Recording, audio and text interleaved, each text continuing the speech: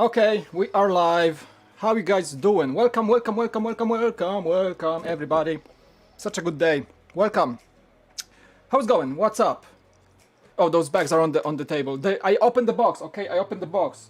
Forgot to tell you because I had to take shots of the had to take the shots for the review of the unopened bags. Stormtrooper. There we go. The Stormtrooper. Yes, sir. Awesome. Okay, welcome everybody. Big hype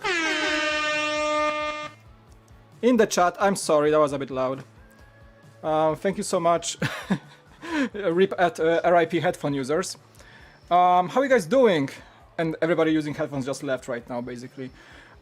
Brick Star Wars Boy, welcome as always. Harrison Scorik, Savvy Force, How to Stupid, Fierce Sumo Augustus, welcome.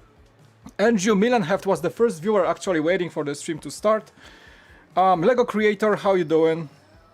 Cafe Con Lego, welcome to the stream. Kevin Randall, so many awesome people cloning around, welcome back. Ethan, welcome back. Brickman, welcome. Let's see, a lot of people. S.I. O'Connor, Mike, how are you? I'm doing just fine. You're awesome, thank you. You guys are awesome.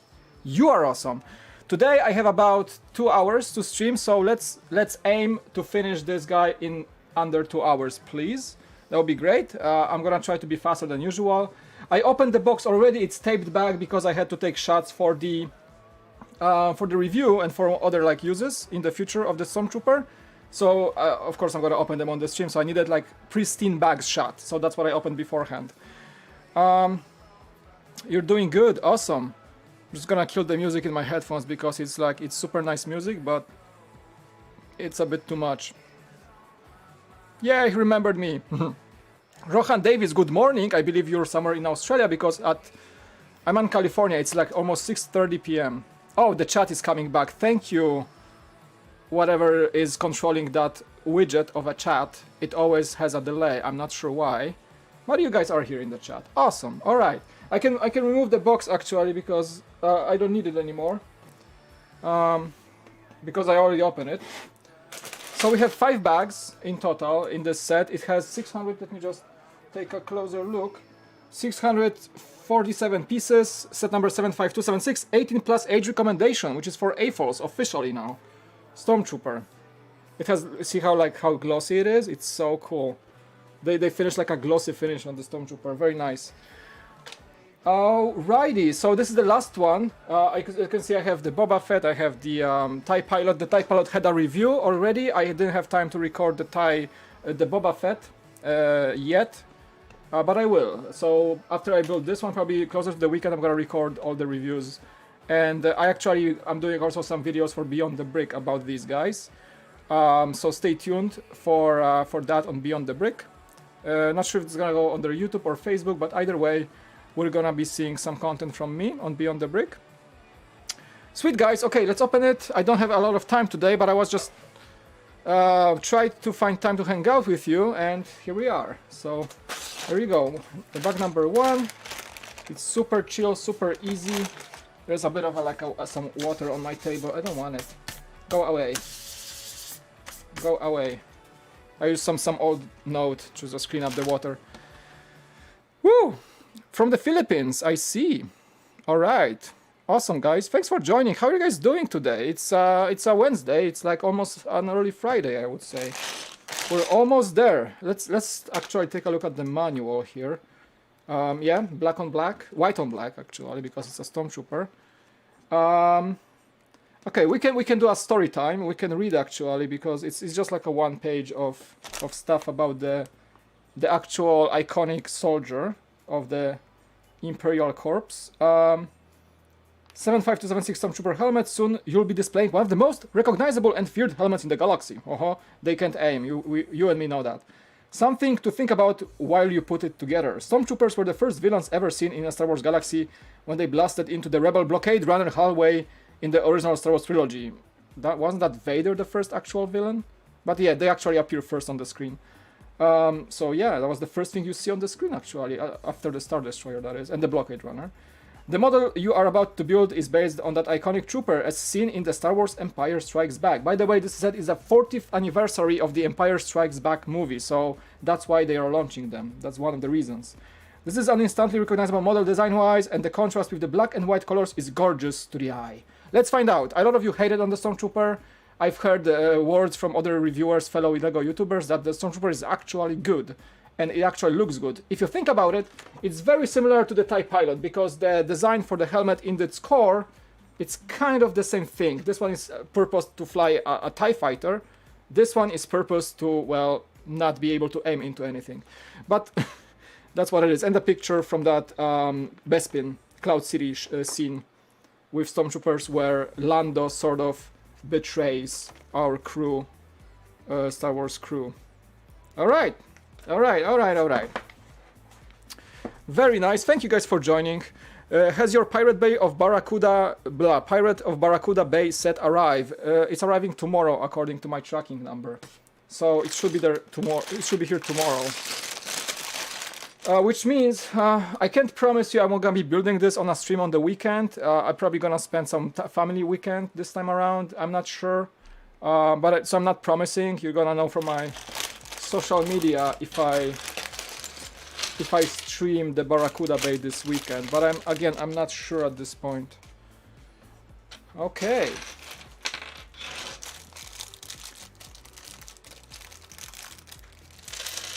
Oh, it has the info for the Boba Fett helmet. I'm gonna fix it. It's from the previous stream. I have to like update a little file. Let's do that right now. Actually, it's super easy. I keep forgetting to do that sometimes. Okay, let's see. So it says helmet collection, and we're gonna do 276. Yes, 276. Stormtrooper. It has 647 pieces, I believe. Okay, update, save. Did it change? Stormtrooper. Okay, it changed. We're good. Thank you. Whoever said that. Clonen, thank you. Cool. We need a Lego Death Trooper and the Mud Trooper helmet bust. I can have all the troopers, honestly. That would be nice to have all the troopers in that form, because I really dig those sets. Righto, how have you guys doing? I had a productive day today. A lot of work at work, a lot of stuff also behind the scenes. I may or may not be appearing on a certain episode on a certain YouTuber's channel on a certain Saturday coming right now. This Saturday, but you may be guessing what it is. I won't tell you, I won't spoil it for you. I'm just saying, I just finished today a very productive day of recordings, and I may be appearing or may not be appearing on a certain YouTuber's certain popular show on a certain Saturday, this Saturday that is. What this can be? Keep on guessing. There is no rewards though, I don't have any rewards, I'm sorry. I'm sorry. What was your favorite mock at Brick Vault? I think it remains the Sandcrawler, because I spent so much time on it. I made vlogs about it. I built most of it on the stream. It was crazy. Troubleshooting was crazy. It was a lot of fun. It was a lot of fun. Oh, we are getting some answers in the chat. Some answers in the chat. Bricks and bits, bricks and pieces, bricks and bits, bricks and bits. I don't know. I don't know. You're gonna have to find out. Hot ones. Oh, I would love to be on that one. I'm a terrible hot food eater. Like, I would probably bail out after the first one.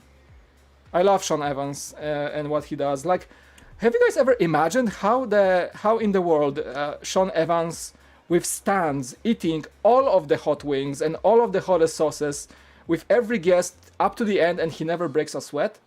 Like, after eating so much hot wings, like, his stomach is probably a trash can at this point. Like, how does this guy not have like issues with his digestive system?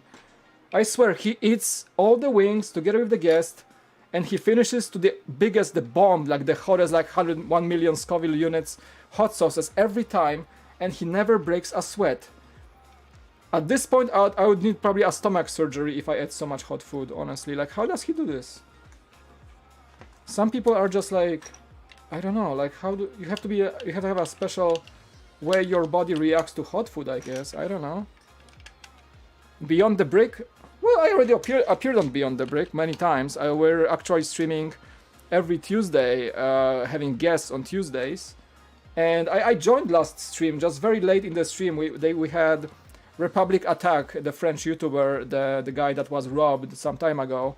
And that was kind of insane because he lost all his collection basically through a robbery. And he recovered, and now he's like 850,000 subscribers. He's amazing. And everybody vouched for him, and he basically is still on YouTube. He's amazing, and we had him as a guest. I joined that stream like very late. I joined it like an hour probably into the last, like an hour before they ended or something. So check it out on Beyond the Brick. So we're doing those streams. Oh my goodness, Trent. Love that you are streaming more and staying busy. As always from us frontliners, keep building. Thank you. Trent with $25 donation. Love that you're streaming more and staying busy. As always from us frontliners, keep building. Trent, you keep sending me a lot of money. Oh my god, dude. I thank you so much. This is amazing. Trent, can you please remind us what you do? Because your job is very important. Like, can you please tell us in the chat what you do? I vouch for you every day, man. Thank you for your amazing support, and I hope you're staying healthy, my friend. Like, Trent is, if you guys don't know, you probably know by now, but Trent is I think one of the most amazing supporters in my channel, if not the most amazing one, and he's basically helping me a lot build this channel through his amazing donations, and I can't thank enough. I almost lost for words, and but Trent, please tell me, tell the chat what do you do, because I think more people should know. Thank you for that amazing donation. My friend, you're very kind. I will keep building for you, my friend. Yeah, I'm staying busy. I'm trying to keep it up. I enjoy the streams. I'm trying to do more things for the channel. I try to keep my everyday work intact. You know, all the things. I feel more productive than ever, honestly. And it's really feels good to be back in this sort of way. It's good to be busy in these difficult times, you know. Everybody is like, you know, panicking outside, and the world is not in the best shape. So I think staying busy is really the remedy to this. It's like you keep yourself afloat, you keep yourself above everything else. You don't think about negative things too much, and you try to like cope with your everyday life in a better way. Just, yeah, staying busy I think is the way to go. Trent, because you're in the medical field, but right? But please remind the chat, and like you can also remind me, because I don't necessarily fully remember exactly what you do. But yeah, you're in the medical field, right? He lives by magic. Does anyone in the chat have any tips on building circular roofs? No, I'm not a mock builder, unfortunately. I'm excited for that podcast. Again, I don't know. That's a secret. But you guys are... You kind of guessed it. You kind of guessed it. It was really nice, though, recording everything. You kind of guessed it.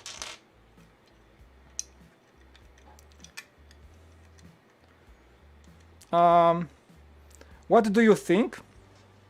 I'm gonna read the previous one first, by A.S.I. Connor. I love this community. We must all watch Justin, Ryan, Greg, and Mike. Oh, and BTB. Of course. Watch all the LEGO YouTubers. Everybody's awesome in its own way. Everybody's awesome in its own way.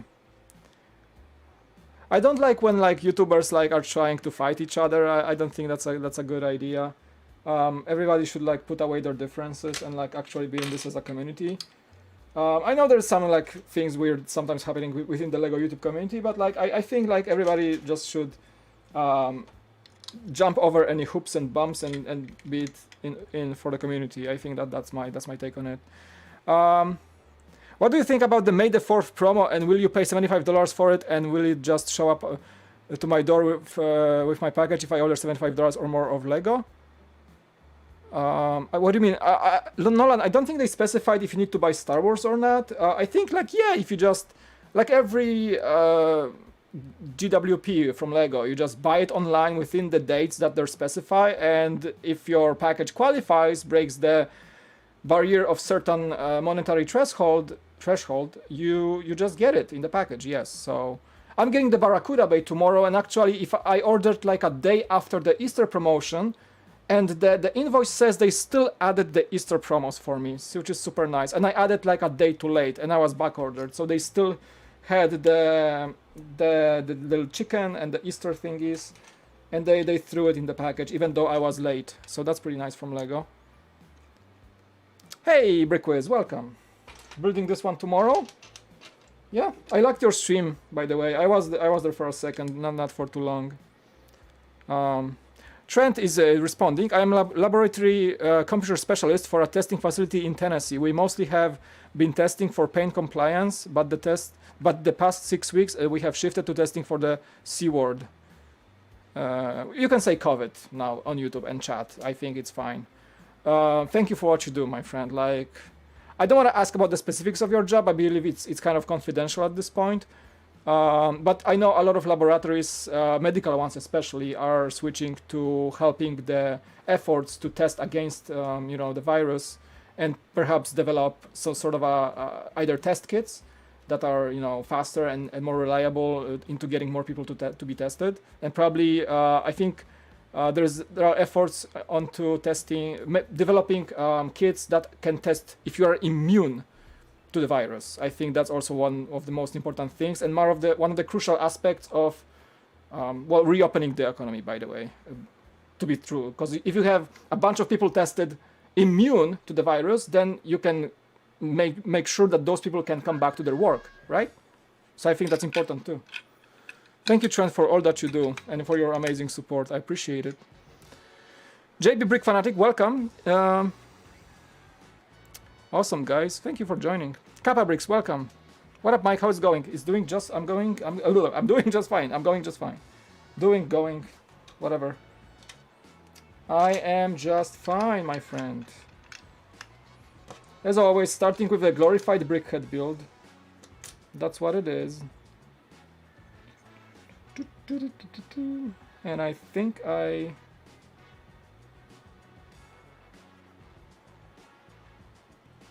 Wait, what? Oh, sorry.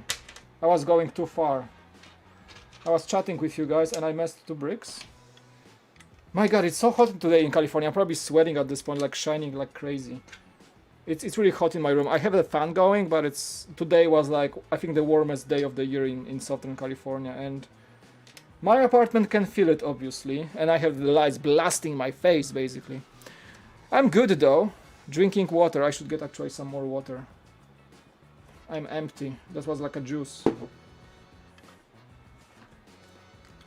No, you can't say that. Whoever tried to post that, as you can see.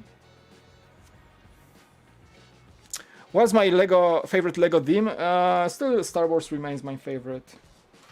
I think it had some hops and bumps, but I think it's still my favorite overall. But I think this year's Star Wars is like high quality, actually.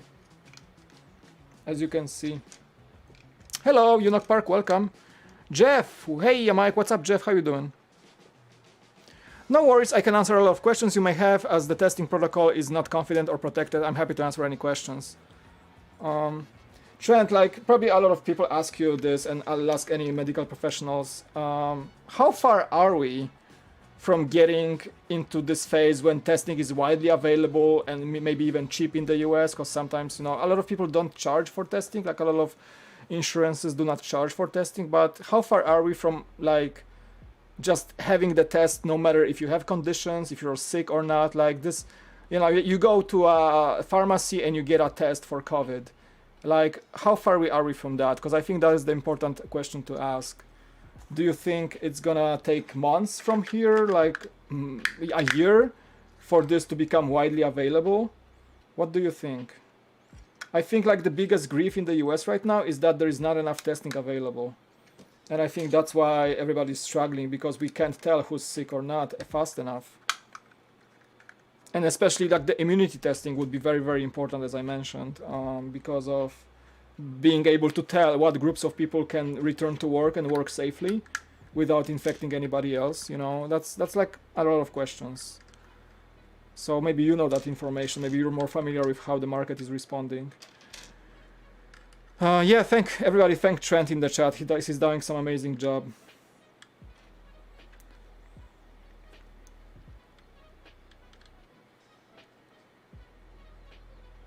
Mike, will the podcast video be on your channel or the mystery guest? No, the podcast is not going on my channel. I was a guest. I was a guest this time around. Happy. I wanted to be a guest for a while now, but finally it happened. So just a little hint.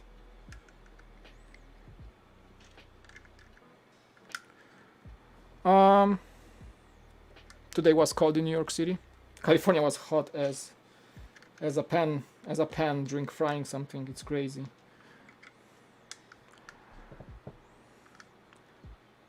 Yeah, people thanking you, Trent. Yeah, appreciate what you do, man. Hey, Mike. Oh, sorry. Hey, guys. Is there a way to get more people on the stream? I really want Mike to get some more people. He deserves it. Oh, thanks, Nolan. No, that's fine. I mean, sometimes people share my stream and I get a lot of like viewers joining for the first time. Funny enough, like if you look at my channel, I had crazy amounts of subscribers lately, like crazy amounts. But the reason being is that one of my old videos, I think I mentioned that to many of you yesterday or so, but for those who do not know, I made a video about a friend of mine, a married couple who are friends of mine, and their craft is to make custom bass guitars, and I made that video as a passion project, but back when I visited Poland. They're from Poland and they make basically very expensive artsy custom exquisite guitars for bass players.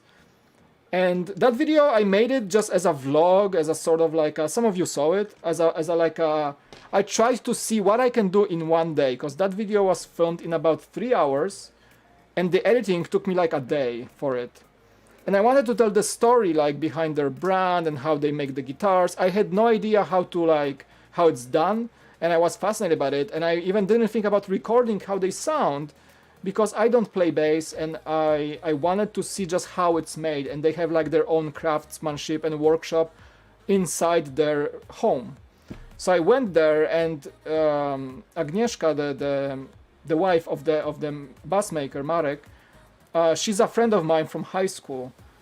So long story short, I went there, I made the video for them, we had coffee, we basically reconnected after many years of not seeing each other.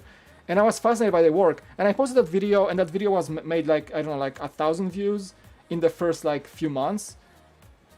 Right now, this video is at 86,000 views.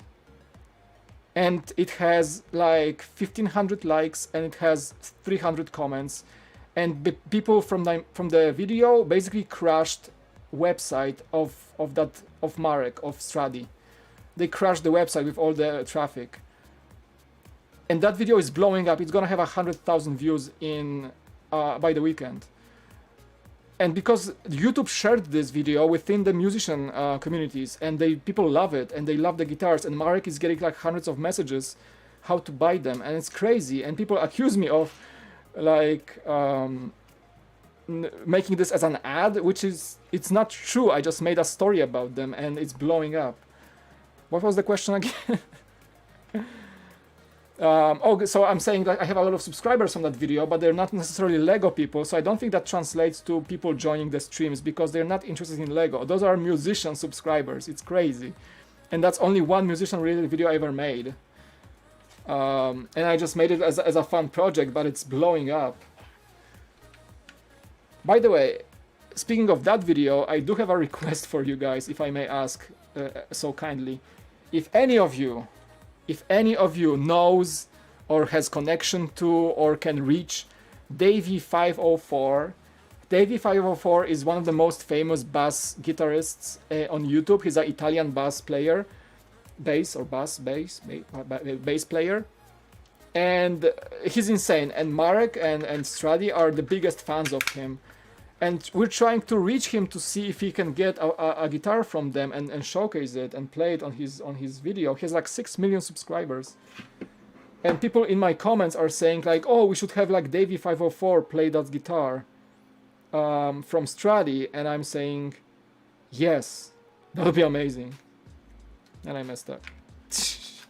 I'm talking so much. I am talking so much. I basically...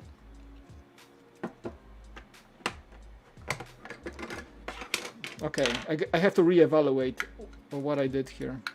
I think I just swapped the windows. So if you guys can reach Davy 504 with that video of mine, That would be insane.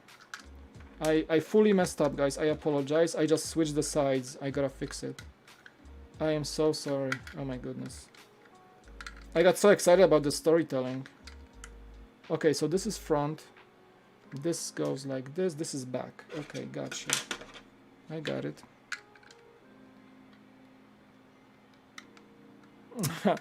Yeah, you guys can share the stream, but I think I'm just getting a lot of regular viewers here. Like, it's a LEGO stream late at night, so it's mostly most people are sleeping by this point. I usually get much less viewers on weekdays, so it's usual, I would say.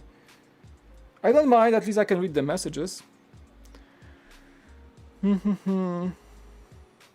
Whose lightsaber is my favorite? Oh, we're talking lightsabers now. I think still my favorite lightsaber is actually Darth Maul's. Like, that dual stick is insane. I think that's still the coolest lightsaber.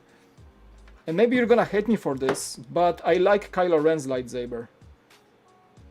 I laughed at it initially, but the longer I think, it's kind of a cool lightsaber. It's like unstable and like weird. It's very unique. I like weird lightsabers. I just don't, you know, I don't think like Yoda's or Luke's lightsabers are like unique or anything. There's different colors or whatever. Even Vader's. But I like those crazy lightsabers.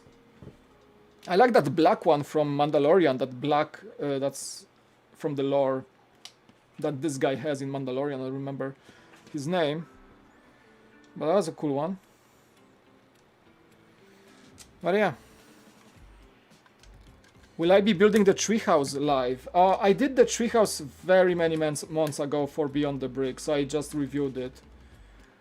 Actually, like, I gotta tell you guys, the treehouse fell off my display and it's actually crashed. I'm not joking. So I need to rebuild this. I have all the parts, I just put it back in the box. So we may do like a stream of just rebuilding the treehouse, honestly. Because I really wanna display it again, but it just fell off my shelf. Like, I was just moving something and I think I knocked it or something, and that happened a few months ago. I didn't tell you that, but it happened, so I have to rebuild it. It's not, it's in pretty bad shape. It's like fell from like second shelf or something. I was devastated, kind of. So we have to kind of rebuild it at some point. Might as well do it on a stream, but it's gonna take a while. Darksaber, okay. How am I doing? I'm doing good, Harrison, thank you. Is the light on? I think that light might be actually,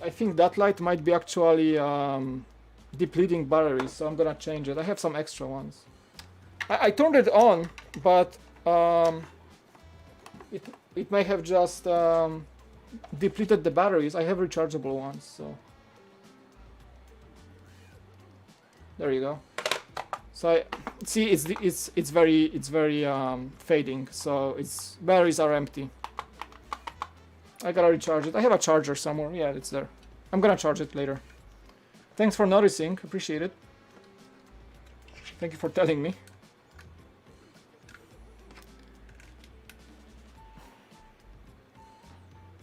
Koran Horn Saber is the best Saber. Oh, I'm not familiar with this one.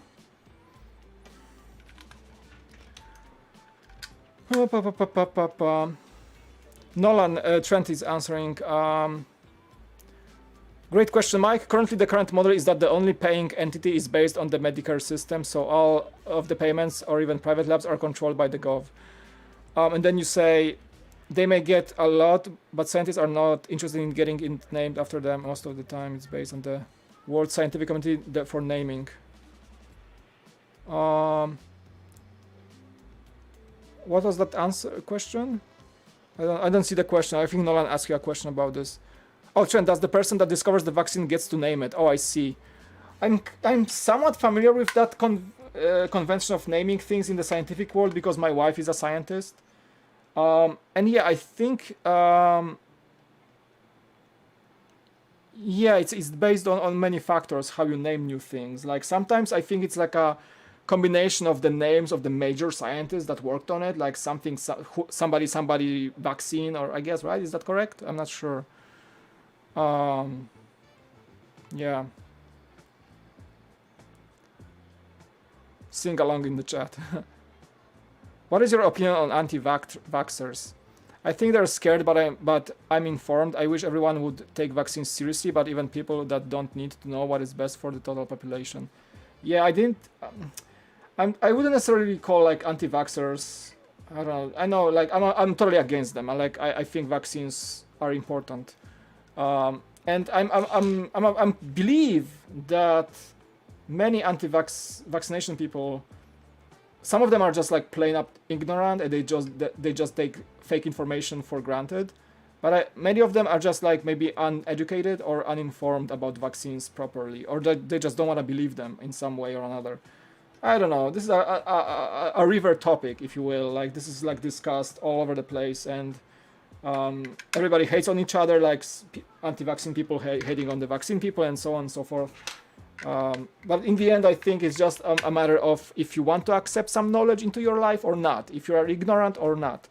I think by this point we can all agree that vaccinations are based on practical scientific knowledge, and I think like not trying to accept that knowledge or understand it is the reason somebody becomes an anti-vaxxer. I think that's all I have to say in this matter. But of course I agree with vaccines. All my kids are vaccinated. I'm vaccinated. I believe it's a very important thing to have in the current modern society. Woo! Long monologue. Hey Mike, I really want to know if you're going to buy the UCS A-Wing. Yes, I will buy it. Of course, there is a slight chance I might get a copy for review, but it's not. I'm not really sure. But in any case, I already want this set, so in any capacity, I will be getting it, one way or another. But yes, I really want it. I really want it. I think it's a great set. I know I had some reservations for it, but the longer I think about this set, I really want it.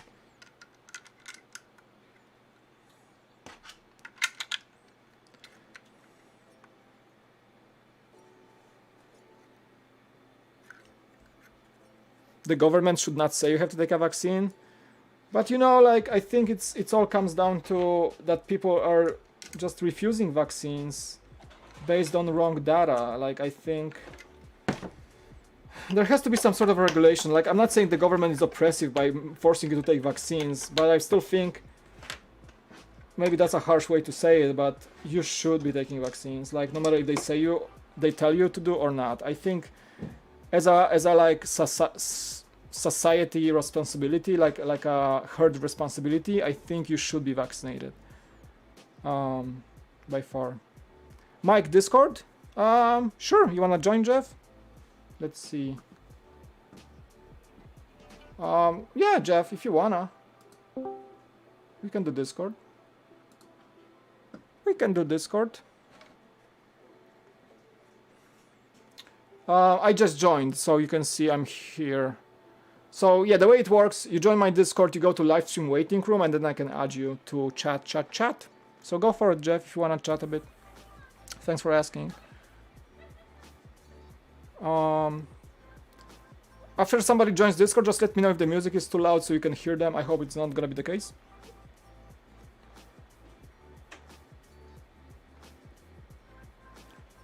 Okay, where are we at? I think this goes here. Yeah. Well, I have two extra 1x2s. Okay, they go here, right? Oh, okay. And one on this side. Got it. Okay, flippity floppity. Oh, Jeff, you ready? Okay, we're gonna add Jeff McAuley to our Discord, so he's one of the viewers in the chat. He's also my patron, amazing guy. So, welcome everybody, Jeff. You hear my friend?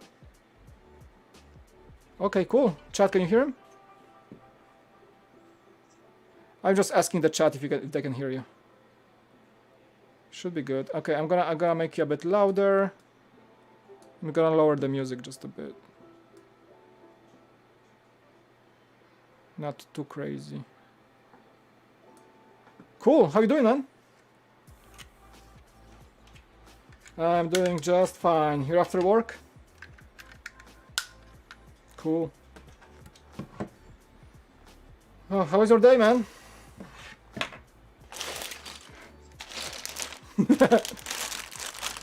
Nice. There are no stupid people, just people who are not very wise about going about doing things.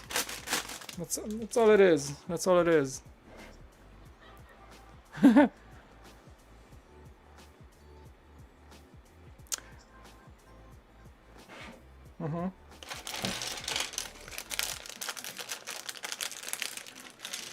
Yeah.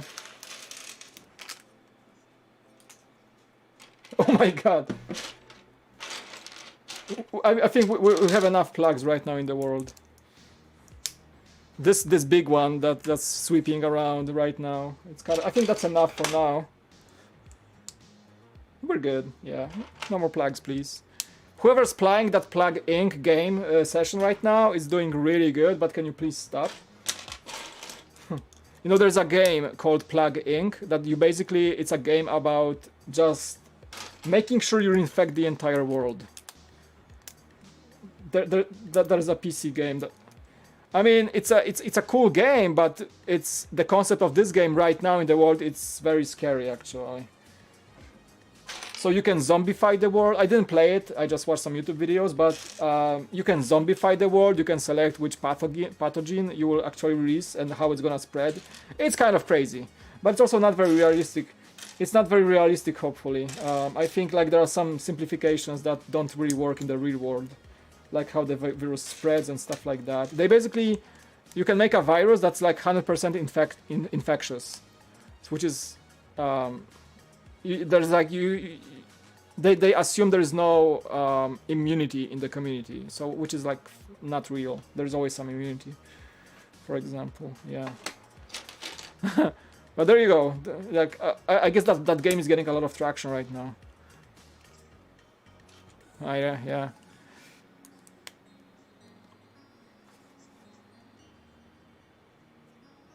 Oh, Markiplier is great. I watch him all the time.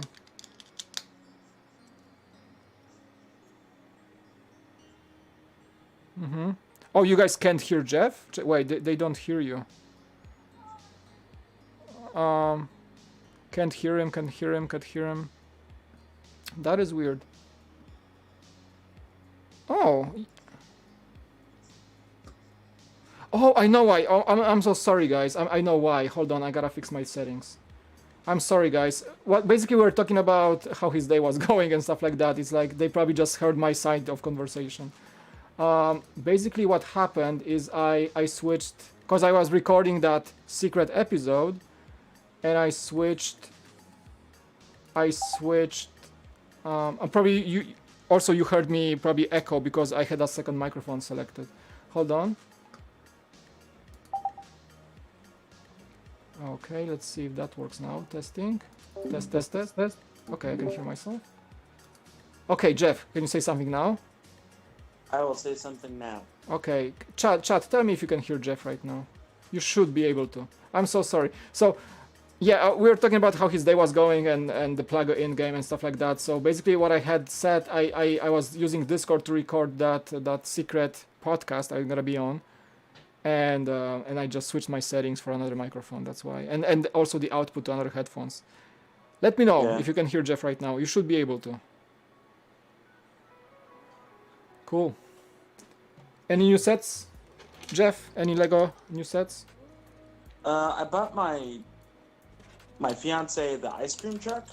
That's like that's the only set that she's been really interested in. So oh, it's a new one, right, from City. It's a nice one. Yeah. I've been ordering minifigures like crazy because there's sets that are neat, but I just want the figures from them. So like. Yeah. I've just been doing that off Bricklink. Like I got Noir Spider-Man and I got Hawkeye from the new Avengers set because I was like, I don't want to spend $40 on that. I don't care enough. So yeah. Chat, I just posted my Discord on the chat. That's only for like viewers and people who are in the chat. So whoever's not on Discord, please come in. If anybody wants to join me and Jeff on the chat, so we can hang out. You join the live stream waiting room voice channel, and then when I see you, I just add you to the actual stream. So that's how it works. That's how we It have also guests. helps if you Yeah, what's up? bribe him. Sorry, once again? I said it also helps if they bribe you. Bribe me? Yeah. I'm not bribable, I think. Uh-huh. I'm not, no. Yeah. You mean sure. like super chat me to join Discord? No, I don't like this. No. I Fine. mean, I do enjoy super chats, but I never ask people to like, hey, pay me so I can have you on the stream. No, I don't think that's the way to go.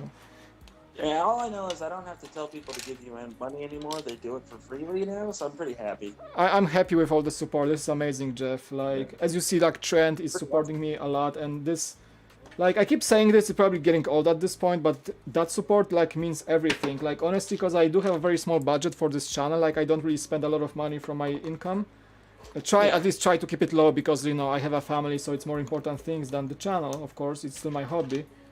But all the support that goes from you and like from people like Jeff and from people who donated like ZB yesterday and a lot of like other super chat people and patrons, I reinvested back in the channel, so that way I can upgrade my cameras, I can get like, I can cover the music service I'm using, for example, because it's a paid music service. So a lot of like, tiny little things that allow me to continue doing this without the fear of having no money to run the channel. So that is amazing. That is amazing in that way.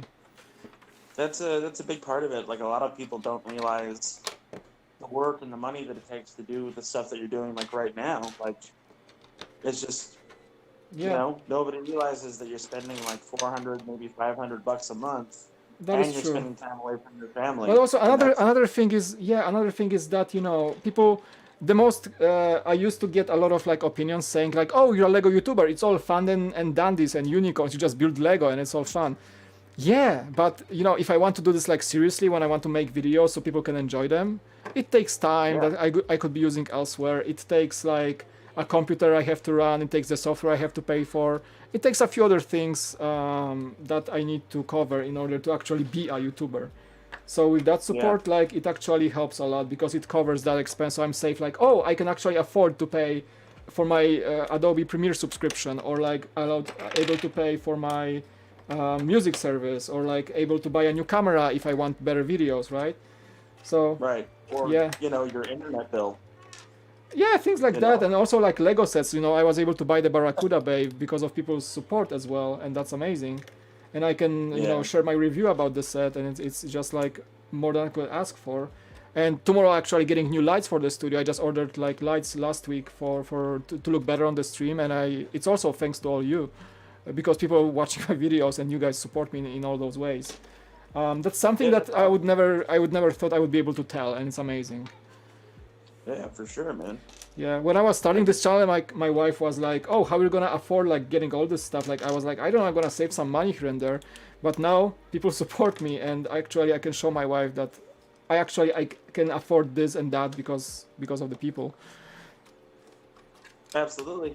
Yeah. Plus, you get to keep the old ball and chain off your back about things. I'm sorry. Yeah.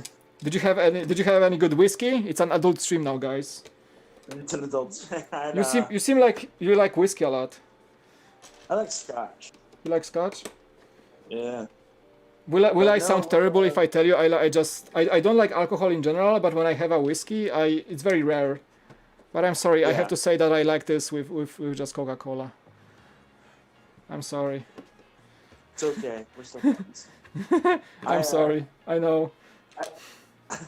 I've been Captain Sober lately, and I think I'm going to be Captain Sober for a while. Just because. Yeah. Yeah. Mike, have you heard of Pyro Cynical? No, I did not. Cynical. Oh, we have people waiting in the live stream room. We can add some people, I guess.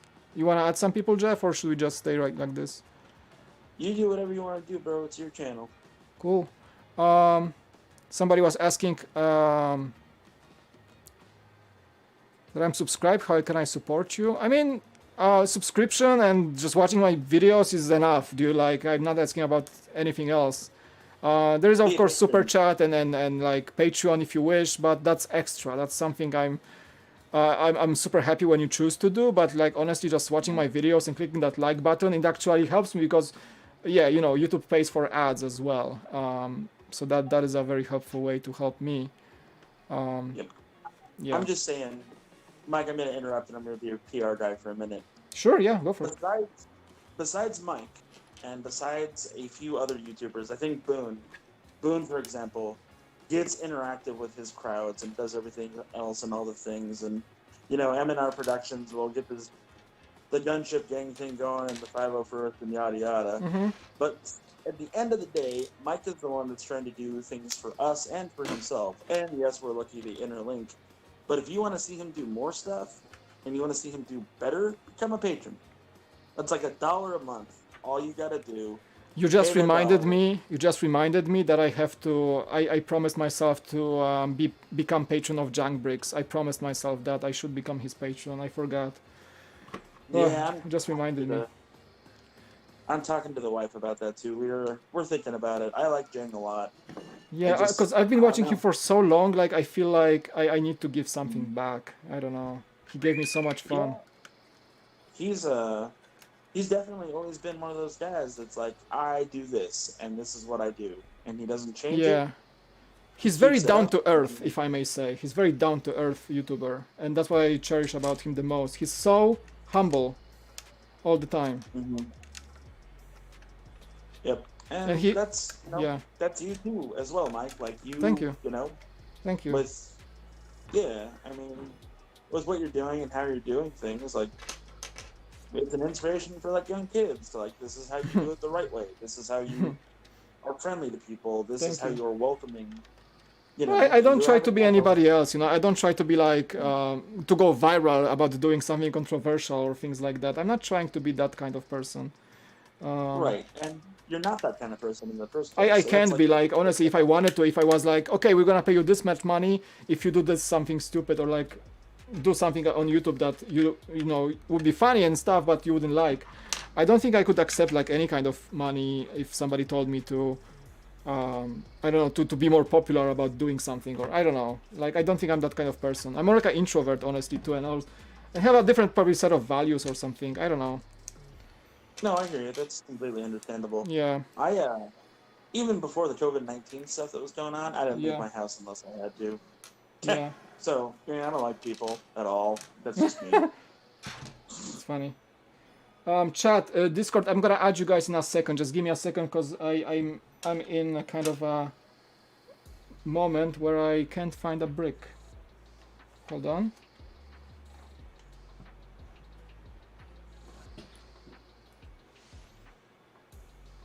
I think I used 2 bricks too many times.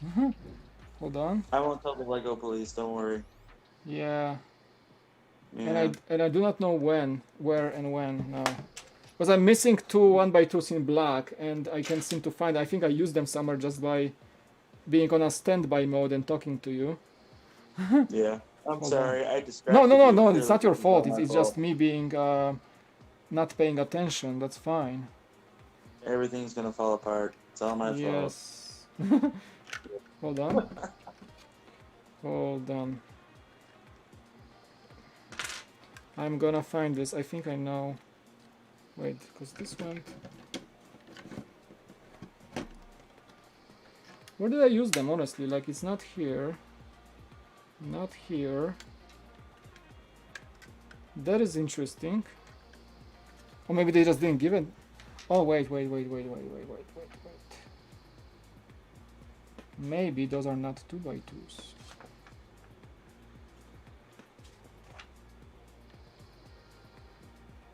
Oh no, that's weird. Those are 2x2. Because I have those left. I have the studs on the side, the T-pieces kind of left, and I'm not sure if I just replaced them somewhere by accident. Maybe I did. Yeah. Let's see. Oh, hey Mike, I do have a Lego question for you. Sure. Have you seen the I don't know if we're allowed. I don't want to get you in trouble, but the Creator pirate ship. Have you seen that? I saw it. It was. Oh, I know what the mistake is. It was a leak, right? Like technically we can talk about leaks, but we can't show them. Right. So that's the case. Yeah, I saw it. I saw the small like icon that I think was somewhere. It's like a brick build sales. Brick build sales are there. Yeah, I don't know how I feel about that. I think it's gonna be kind of cool, you know. Yeah, it's definitely one of those things where like if I have X amount of money sitting around Yeah. and I really want it, I'll go for it. But besides that, Okay, now is the question. Yeah. Oh, go ahead. Sorry, how do I even remove this? Cause like there are pins in there, and how do you even like take them out? Do I need like a pliers? Like guys, how do I get those out? Oh So my you goodness! take, I don't want to disassemble the whole thing. Good luck. I mean, I think I have an idea. I may need to use pliers. I have pliers in the other room. I just grab it without squishing it too much. Because I have to remove this and get inside this structure because I messed up with one brick, 2 bricks actually. You want to go grab them, and I can just sit here and. Yeah, can you distract them? Can you, guys? I'll be right back. I'll be right back. I have the idea how to do it. Jeff, please behave. I'll be right back. I will always behave. I'll be right back.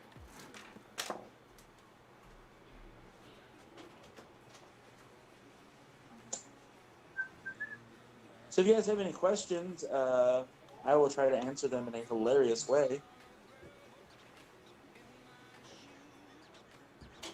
Did the creator pirate ship have official pics out today? That's awesome. Okay, I'm back. See, Did you guys behave? No spamming. Okay. Very scary moment. But I promise I won't break it. I'm just gonna grab it. Ah, see? It was a dual pin. There you go. Boom, Yeah. bam. And see, nothing's on fire. No, nothing, nothing cracked. Everything is perfect, and everything broke.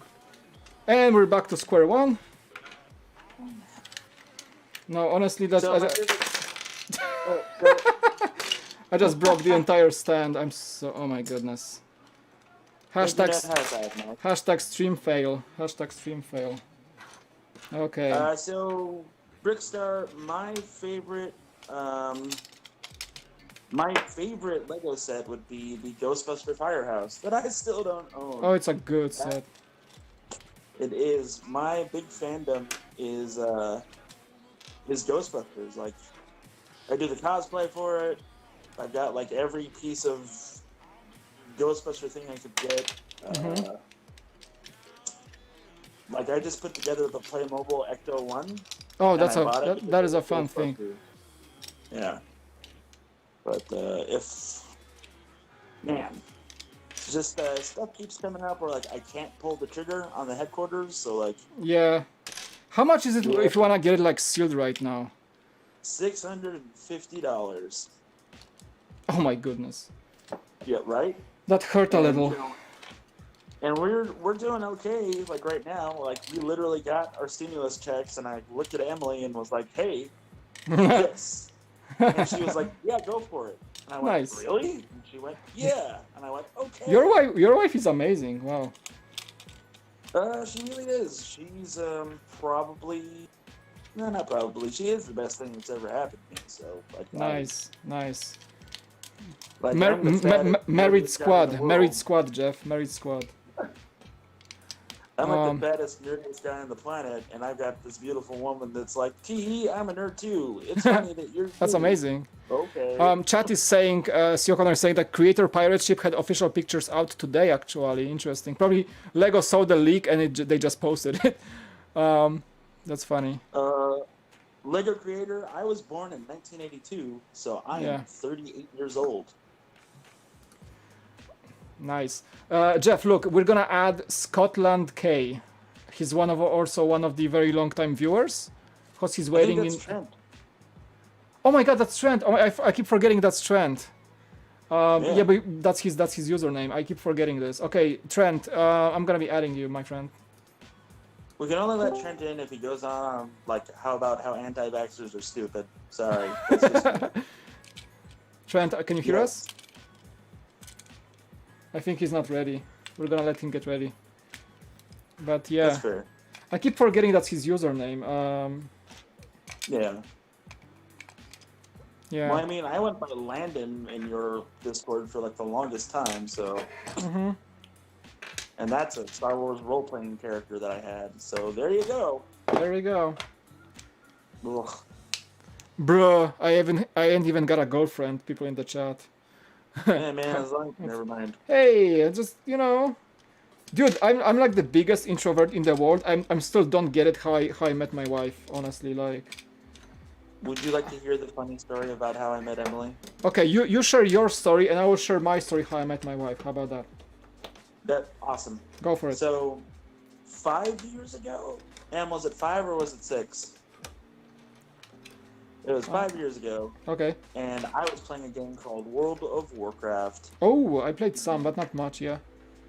Oh man, I was like all into it, like raiding 7 days a week, multiple characters, progression is life, all that. Get it? Yeah. And I was on a roleplay. I fixed it, by the server. way, chat. Sorry, I fixed it. I just letting chat know that I fixed the issue with my build. Go. Keep going. So I was in a roleplay guild, and all we did was roleplay and do silly things, write stories, which was awesome because I like writing stories. And I met Emily on her WoW character on Cenarian Circle. I'm not going to tell you her character name because she's the place. But Okay. and then we just kind of started like chit-chatting. And things went a little like we kind of realized that we were into each other, but we were like, whatever. And this was just after my divorce, after a horrible breakup with a girlfriend that I met after. Sorry to hear that. Yeah. No, I'm not. It was great. So. I see. Okay. I get it. Yeah, it was one of those situations. Yeah. Right. So that happened. I met, and we talked or whatever, and our good friend Mary was like, "You two are stupid for each other. Just do the thing." Right. So we did the long distance thing for like 3 years. Keep missing Yeah. Let me tell you, it is 1,300 and 500. It is 1,325 miles from Arizona to Oklahoma. Wow. And when you are in a POS car making that drive, wow, you don't know if you're going to make it or not. Wow. That's crazy. Yeah. I did that once, and then I went, no. And then I found out that plane tickets at the time were the same as gas money. So I did that. I flew. This was shortly after Kevin Smith got kicked out of a plane for being too fat. And I am fat as well. And I was just like, ruh-roh. But luckily that didn't happen. I did get some weird looks from like the people that are on the plane, like the stewards. And I was like, what? Look, I have a glandular problem. So, yeah, and it just like back and forth trips. And then finally, last year I was getting ready to either make my way in the corrections field and become a sergeant, or I could just go live with Emily in Oklahoma. Nice. So I said to hell with it, and I moved to Oklahoma, and I've been here since September. Congratulations. You found your soulmate. Nice. I did. For me, I really did. Yeah, for me the story was kind of like more like closer to the ground, I would say. Nothing like crazy romantic or anything. But what happened, like I was in this relationship, I was in a relationship, like basically my wife is my first long-term girlfriend. But the moment I met her, I was actually meeting somebody else, like seeing somebody else. But it's like seeing, I would say 2 dates in, and she was ghosting me. So I was in the mode of just like negative thoughts when I would say, oh, like nobody wants me and stuff like that. Like basically, by the way, hashtag love stories stream, guys. By the way, hashtag. And I was basically this girl, like I was seeing, I really was kind of into her, and she wasn't like responding. She started ghosting me and stuff like that. So I felt very bad about this. And then the same like week or the same day, a friend of mine was visiting me in Warsaw when I was studying, and I was also having my center of life basically in Warsaw. He would come over to visit, and he would take me to the club to just like drink it out and dance it out basically and just have a good time. So he took me out for a few beers, and we were having fun and stuff like that. And like, yeah, we started dancing with like some random people, and my wife was in that dance group. The same day, I was trying to like forget about the girl that started to ghost me. Yeah. Sure. So long story short, I purchased my wife not even a beer, but I purchased her a juice. And we became a couple soon after. That's awesome, man. Guys, and you will hate me for this because I made the same mistake twice, I think, at this point in time. I think I used the same brick twice in the wrong spot. Nice. I'm so good at this. At this point, I just want to take a 2x2 and just replace with something with another brick from somewhere else. Oh well. Yeah, I think I placed that 2x2 inside again. But you know what? No worries. Actually, it's gonna work that way. I don't wanna swap it right now on the stream. I just gonna use the bad brick for this part, and it's gonna work the same because there is space for it. So there's always something. I mean, that other brick doesn't really make anything. It just supports the structure inside. That's all it does. Hold on, Mike. I've encountered an enemy starfighter in No Man's Sky, so I've got to murder them. Okay. That's Gotcha. fine. Yeah. Cool. How's the chat doing, by the way? How could I mess up twice in the same build? I have no idea. I don't know. This day was long. Maybe that's why. I'm just getting too excited. So, how to stupid. I just read that you're going to be a freshman this year. Keep this in mind. Don't worry about stuff in high school. It's 4 years. It'll be over in a blink. Mm-hmm. Just make sure that you do well enough so that, A, if you decide to do something more after that, it's not a hardship. I tried going to college and I dropped out because I thought drugs and alcohol were way more important. And that was my mistake. So just like, don't overthink things. These people that is a good advice. Don't overthink. Yeah. These people that you know in high school, they're going to be people that you knew in high school once. You might have like 2 or 3 people that are still your friends afterwards, but besides that, meh. That is true. Like I have very few friends from high school. Like, yeah, Same. like only a handful that I can really trust and still be in touch with, even though they're like on the other side of the world right now. Yeah. But it's don't overthink things is a good general advice. If you go to a new school or like you change things in your life, you get a new job, I don't know, you go to a new college, overthinking can get you like real fast.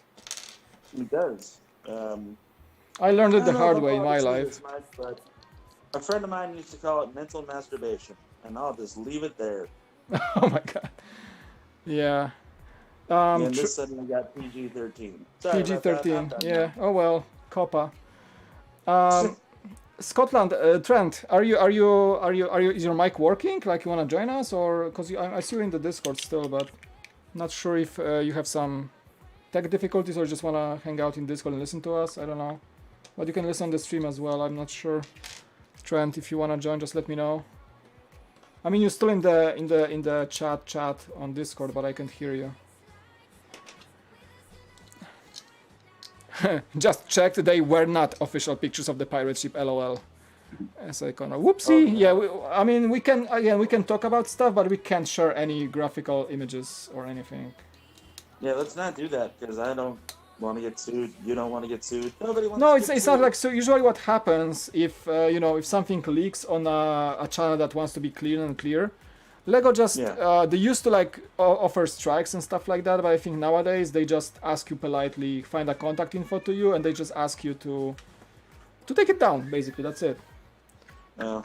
So it's nice. Brickstar, my wife is really into Nintendo. She has a Switch, and she's really into Animal Crossing. Holy crap! Oh, nice. Yeah, right now she's playing Ark though on her laptop. So yeah. Mhm. And she likes that kind of Jesus, stuff. they Oh, just dude, I keep heard flying Trent. around. Yeah, sorry. He's just really quiet. Oh yeah, you're kind of quiet. really kind of quiet. All right, I'm sorry. That's fine. I can having boost to you. I can reset boost you. everything else. I can boost you in Discord. In science, we have a way. Oh yeah. I can boost you in Discord. That's fine. Yeah. Welcome, Trent. How are you doing? I'm wonderful. How are you doing, Mike? I'm doing just fine. Thank you for your support. Always. Appreciate it. Oh, you're amazing. Like, I just want to ask you this one thing, Trent. Like, cause I know you're sending me a lot of money, but I hope that's a reasonable decision. Oh, you're very quiet now. Hello. He's super quiet, No. isn't he? Can you hear him? Yeah. Trent, you're super quiet. Even though I boosted you. Try, like, if you're on a laptop or anything, try to go to your audio settings and make sure the microphone is like a bit higher on the slider. Yep. Adjust the phase variance on Yeah, the. adjust whatever the. thing. Find the hyperspace actuator, adjust it to 125, and then use it to do the particle beam a bit to the left. Right. Make sure the tachyon surge is on though, otherwise we're screwed. Yeah, and you need the capacitor for that, and those are only available on Tatooine. Okay, Yep. so I need to go warp 6 to the left? No, right, man, to the right. No, you use the 3 nitro burbulator on the triple nitro double thingy to the left, and then Make sure the hyperspan is there too. make sure the actuator is actually in place as well, because you're gonna burn yourself with hot plasma. Okay, yeah. I just saw Jesus, so that would make sense. All right. We can hear you slightly better, but yeah, I think you're good now. And like slightly quieter than usual, but we're good. Okay, So yeah, I was asking, like, I know you're supporting my channel a lot, but I just want to ask, like, because I feel bad about getting all the support from you. I hope that is a responsible decision. No. I understand and no, everything is perfectly fine in that aspect. You're obviously not a kid stealing mom's credit card. That's one thing. That's good. Right. That's good. Don't do that, kids. Don't steal your parents' credit cards. Especially in these days. Yeah. There was this Twitch streamer that I think she got some flack for yeah, I was like either a Twitch streamer or some other streamer, but I think it was a guy trying to tell people to you can sneak your mom's credit card and like subscribe to me on Twitch. Oh yeah. And I think he got a lot of flack for that past a few days. Yeah, no. So don't do that. Yes. Subscribe and donate responsibly. I'm still reading the YouTube chat. I'm sorry, guys. I'm just focused on the build and also talking. I'm good, Clonen. I'm reading the chat. I probably missed a lot of questions about. If you guys see any good questions in the chat, like Jeff and Trent, you can read it to me, because probably I'm just zoned into the build, because I lost so much time. I messed up the build twice, and I lost so much time, so I'm trying to make up for it. Don't worry. Do your thing. Thank you, guys. Trent The and I flux will totally not make up questions. We Specifically promise. the flux capacitor. We're still like trying to fix Trent's microphone.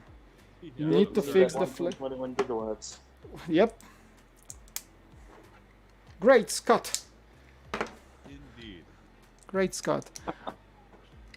I love your accent, Trent, by the way. I don't think I heard you before. Oh yeah. No, You have a very podcasty voice. You should have like a super fancy microphone. Thank you very much. I really appreciate that. So anytime you want some voiceover, done. Can you guys hear him? Like, he has such a deep voice. Like, we should get him on some voice acting. Podcasting. Oh, I do appreciate that. You probably hear Mike, that a lot. Am I right? Mike, if you ever do an old timey, oh sorry. No, go ahead, Jeff. If we ever do an old timey radio show, we're going to you, Trent. He's perfect. Oh, Like, let's just listen to him. He has this like. To be fair, the old-timey radio podcasts or broadcasts were done with higher tenor people, because that's what translated easily over the wire. So it's Oh my God! Your voice is like like a melody to my ears. Like, my God. aw. Well, thank you, Mike. And you have great intonation too. Like, honestly, like with all the donations you gave me, I'm sending you like a fancy microphone. I swear. Oh, well, thank you very much. Now, honestly, nowadays you can get a very good microphone for about like $100-$150. The one I'm using right now is like a shotgun mic for the cameras, but this one is like probably 200, but I got it for like a few years ago, and it's a great micro. It's a Sennheiser, but yeah, you can get these nowadays for much cheaper. Yeah, and I'm sorry, I'm gonna respond directly to your YouTube comments. Sure, C. go for it. O'Connor, I understand it's my headset. It's not the best in the world. I'm very sorry. No, I'm saying that your. Oh my god, I still have like some bricks left. Your voice sounds good. It's just quiet. That's all it is. Yeah. Right, yeah. So I think the quality of the microphone is good. Oh, I see that. Okay. So do you Get guys back to building, Mike. I'm just saying. questions, Sorry, once again, Trent. Once again. Oh no, I was gonna say, do you specifically have any questions for COVID testing or whatnot? That was kind of what I wanted to hop on here for. Oh, okay. Yeah, I mean, I think that's the main question I had, like, because you're being in the front lines and knowing probably most information from the, I don't know, CDC or any other efforts within the community of scientists trying to fight this. Yeah, I basically wanted to know, like, what's your guys' opinion and perspective on, like, how soon we can actually consider having, generally available testing kits or something that people who are not sick don't have to wait for. I think you'll kind of answer that. Right. No, I understand. And we went through quite a bit of that this past weekend because the state of Tennessee opened up and did a lot of testing or a lot of open that was not directly, I guess, coordinated. I see. There really wasn't the capacity. Even still, like with us, increasing our capacity in other laboratories, like there still is not enough to test the general population. Yes. Outside of those who are symptomatic and are at direct, correlative risk. So that's the big thing. I see. Yeah, but do you think the efforts right now are actually like leading in the right direction, or do you think that it's something that we can be happy for right now, like in terms of as you guys see it as a medical community? Yeah, no, absolutely, and we've seen great strides even just in our state. Like I know there's different communities affected all over the world and even all over the United States. Absolutely. That are completely, especially in New York City, like the strain on the healthcare system there is pretty insane. Just from word that we've gotten back from either testing facilities or emergency medical professionals, it's way overtaxed, it's way overburdened, Yeah. and there's not a lot of direct support. But that being said, from what we've seen here, it's very promising that social distancing, staying at home, washing hands, has had a profound impact on the transmission rate.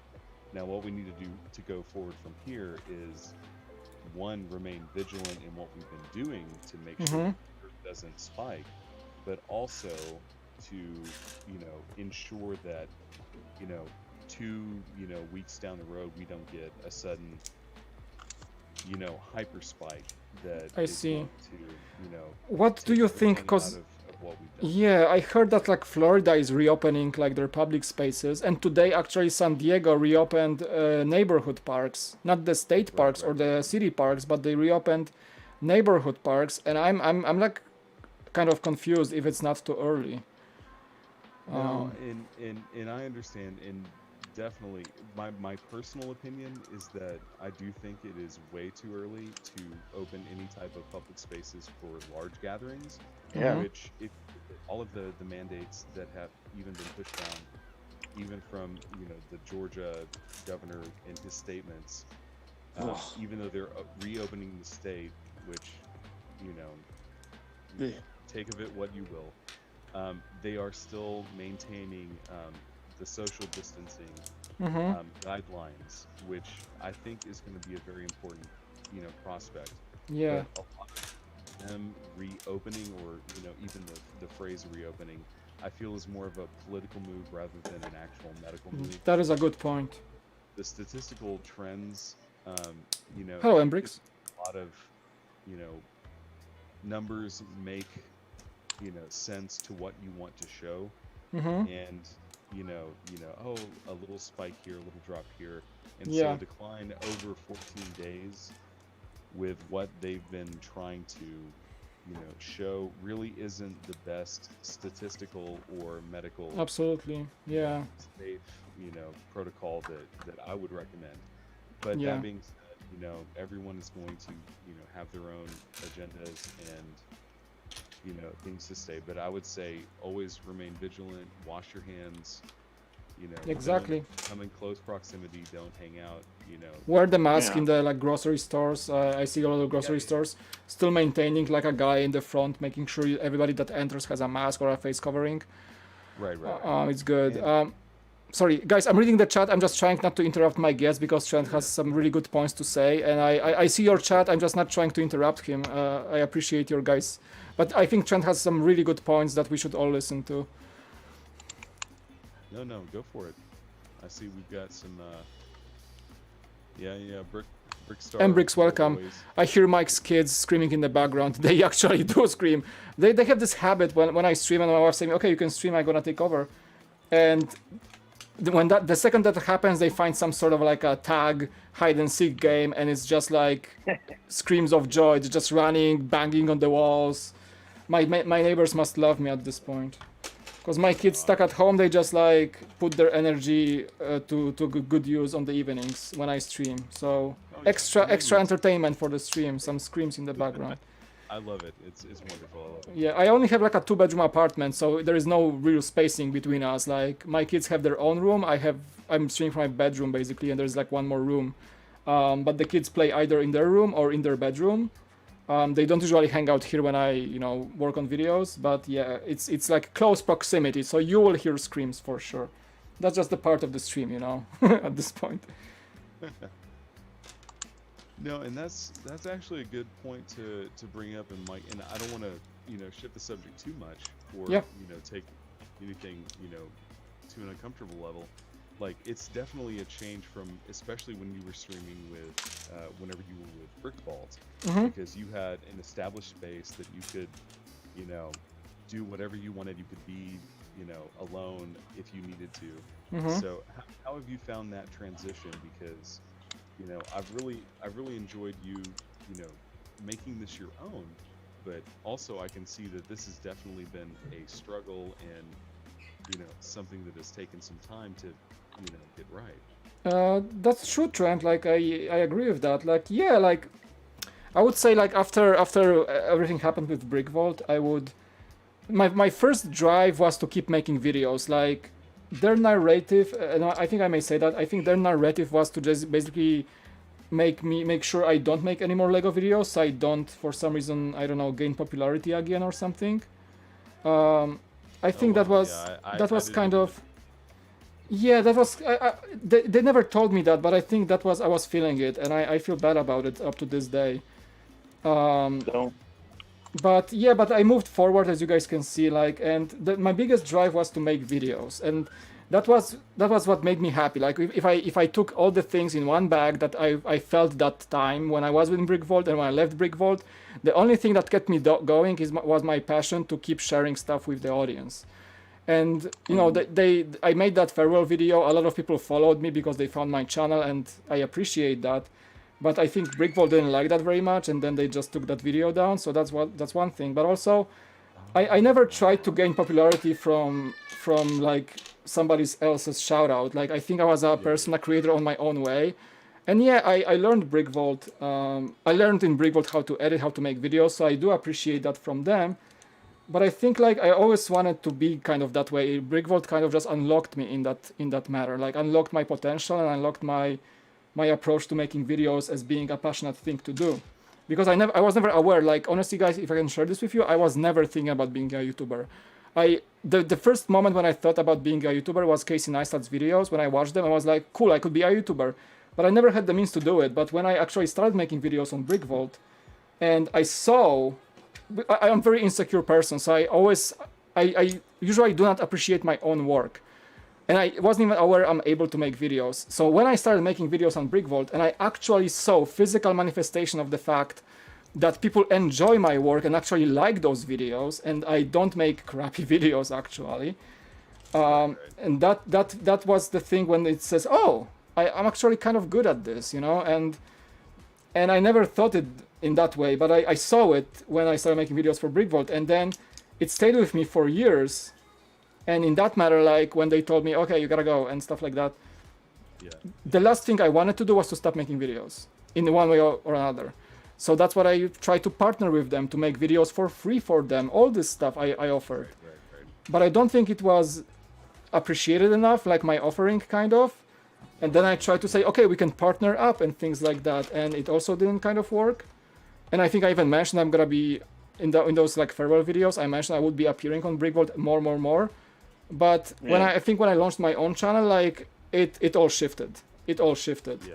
Because now I was the bad guy. And, you know, I don't know the details of it, but... Yeah. No, and I understand. I wasn't trying to, you know. No, absolutely, Trent. Like, it's okay. Like, but the transition was tough because I had to like. Usually, this, you know, BrickVault offered me a lot of space, and we had a massive studio, and it was work and home. So I had all the Lego there, all the work there, all the like creative thoughts were there in the studio, and home was my home, my humble abode, my, you know, my place where I just chill and do Lego on my own, without making videos. But yeah, the transition was to find this corner I'm in, this piece of my bedroom, to like transition with just a single table, a few lights, a computer on the desk, and that's it. And that's what I started. And I think that was the hardest part, to actually switch to this mindset from make videos from home and keeping consistency. And I was slacking in that in the initial stages, but now I feel like I found my way to find time to do this and enjoy it at the same time. Right. Yeah, so that was the biggest transition. I think I'm past that phase where I think how to do it. I know how to do it now, and I just try to see how to do it more efficiently and more effectively, and so more people can enjoy it. You know. Yeah. And we do. Thank you. We do. I'm sorry. I'm gonna jump in here because Lego Creator on YouTube just said, "Do not want to spam, but Trent, what do you think about stay-at-home protesters?" Oh, that's a good question. That's a good question. Yeah, no, it's a very good question. I appreciate their right to protest and to, you know, claim, you know, injustices against them and to make it vocal. However, whenever they do it on, you know, public property in mass groups, even whenever there are, you know, distancing orders in place, I feel that is, you know, counterintuitive to the public good. What we saw last weekend in Kentucky, 26 of the protesters that went out and protested have now tested positive for COVID-19. Oh, and that was at the state capitol. Oh my goodness. 32 that protested in Alabama have now tested positive, with, you know, further testing that needs to be done to all of their family members. And yeah. Just to let you guys know, and everyone that's kind of watching, a COVID-19 test is a roughly 7.5-inch swab that is shoved into your sinuses. It's not just rubbed around the inside of your nose. It is pushed all the way back into. That's what I heard. It's kind of unpleasant. It is not a happy-go-lucky test that, you know, one wants to endure. So that's the. Don't get sick, guys. Don't get sick. That's yeah. Exactly. You know, take care of yourselves. Take care of others. Wear a mask. Wash your hands. Absolutely. Yep. See, Trent, I'm glad that you answered that question. That was a great conversation, actually. I gotta say that. Yeah, you sound really smart, because my answer was much less diplomatic, and it involved the word, well, let them die, I guess. See, that's why it's good to have you here, Trent. I understand, and, you know, even though, you know, obviously, you know, I can tell we're very much aligned with our, you know, wanting, you know, science and justice to move forward. But, you know, it's still, you know, we're all in this together, and it, you know, we have to think of everybody, and it's hard sometimes to have empathy, even for people who are doing things that you know are very, very dumb. And so you just have to keep going. You just have to keep building. Keep building. That's right. It's there's a thing I saw on Facebook, so I don't take this with a grain of salt, I guess. But it was after the Spanish flu hit, and like people were so tired of being locked up that they gathered for like this huge party at the end of something, and then like 3 million people died because they did that. Yeah. And it's like, you know, history has been here with this plague stuff has happened before, but Right. we're in 2020, and you'd think we'd be smarter than that, but nah. Let me put on my red hat and let me go stand in front of medical workers as they're trying to save people's lives. This will be good, right? Yeah. Exactly. Morons. And you're very welcome, Lego creator. I keep breaking stuff apart. Okay. Oh, and thank you for saying I'm very low. If it's volume, I apologize. If it's timbre, then yeah. No, yeah, he's a very deep voice. No, I think just slightly low, but that's fine. Like I can hear pretty well. I can maybe, what I can do, I can bump the levels of audio on the Oh, no. stream, No, but no, I no, can you're kill the fine, music Mike. just a bit. Yeah. Cool. Yeah, like people appreciate, I think, your input from a medical expert in the chat. Yeah, a lot of people are super scared right now, Trent, but I'm pretty sure you knew that. You should be like And the it's good to hear- spokesperson of CDC, like with that calm voice. No, of no, yours. Man, something, you and know?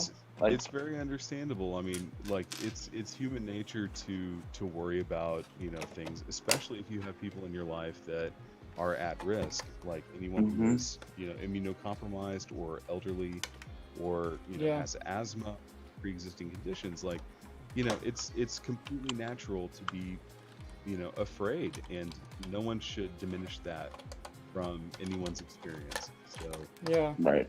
I completely understand the trepidation and the fear around it, and even in, you know, going in and dealing with, you know, potential samples, you know, with stuff that I have to deal with on a daily basis, like I just have to, you know, maintain my protocols, maintain, you know, the fact that, you know, I understand what I'm doing this for. Because you work in testing means that you take care of the samples, right? With possible Right, right. COVID in So our- contamination. yeah, correct. Our laboratory does 3,500 samples a day, Wow. Jesus. primarily just for the state of Tennessee. We're looking at trying to expand that. Primarily, my company deals with pain compliance and medication compliance, drug testing. So Mhm. this is something that we've stepped into, but you know, me being on, you know, the technical front as well as on the safety committee, like we've Right. gone through all of these protocols and, you know, training and everything, and we understand the importance of trying to get the numbers up, because Yeah. testing, and the more testing we can do, the better we can do tracking and tracing and, you know, all the contact Absolutely. stuff that needs to happen. So yeah, it's just a daily daily grind. Yeah. Yeah. Ethan, welcome to the chat. Thanks for joining. We have very chill chat today because we're talking a lot. I guess people are listening to you, what valuable things you have to say. Yeah, it's glad to hear from a professional, honestly. Like I feel that that, you know, listening about the numbers and how you guys ramp up testing and actually it becomes more and more available. I think it's reassuring. I know, like maybe I'm a bit like on the safe side here because San Diego is not very much hit by the virus. Honestly, like yeah, we have all the distancing and everything in effect. But I feel I go outside for grocery shopping. Like today I went for grocery shopping using my like N95 mask. But I see like people are really like responsible. Everybody's distancing. The stores are responsible. Everybody's wearing the mask. Everybody's washing hands. I was shipping some packages today and I went to the UPS store and the guy basically disinfected my packages before handling them. It was a very responsible thing to do. Right. So I appreciate like everybody's effort in this, and maybe San Diego just has this culture of integrity when people actually listen to things. And even though before even the parks closed, I did not see many violations of people just hanging out with their dogs and just having picnics everywhere. I didn't see a lot of that. There were some like you know, things with people going to the beach, like hanging out, and I think the citations were issued, but they were like in single-digit numbers, so people were actually distancing. and I think California has like a very good understanding of following the guidelines, and I think like actually the whole state is considered to be a very good example of implementing the rules and making sure that everybody follows up. Oklahoma's not. That's for sure. Yeah, it's hit or miss in Oklahoma. I can Yeah. confirm that. I used to live in Ada actually, so you know I live in a Edmond. lot of.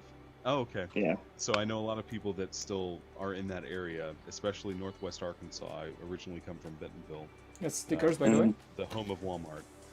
It So, is. Yeah, it's you know it's a wonderful throughput, but it has a very similar aspect to a lot of the southern portion of the country, with the way that they accept and go through different trends together.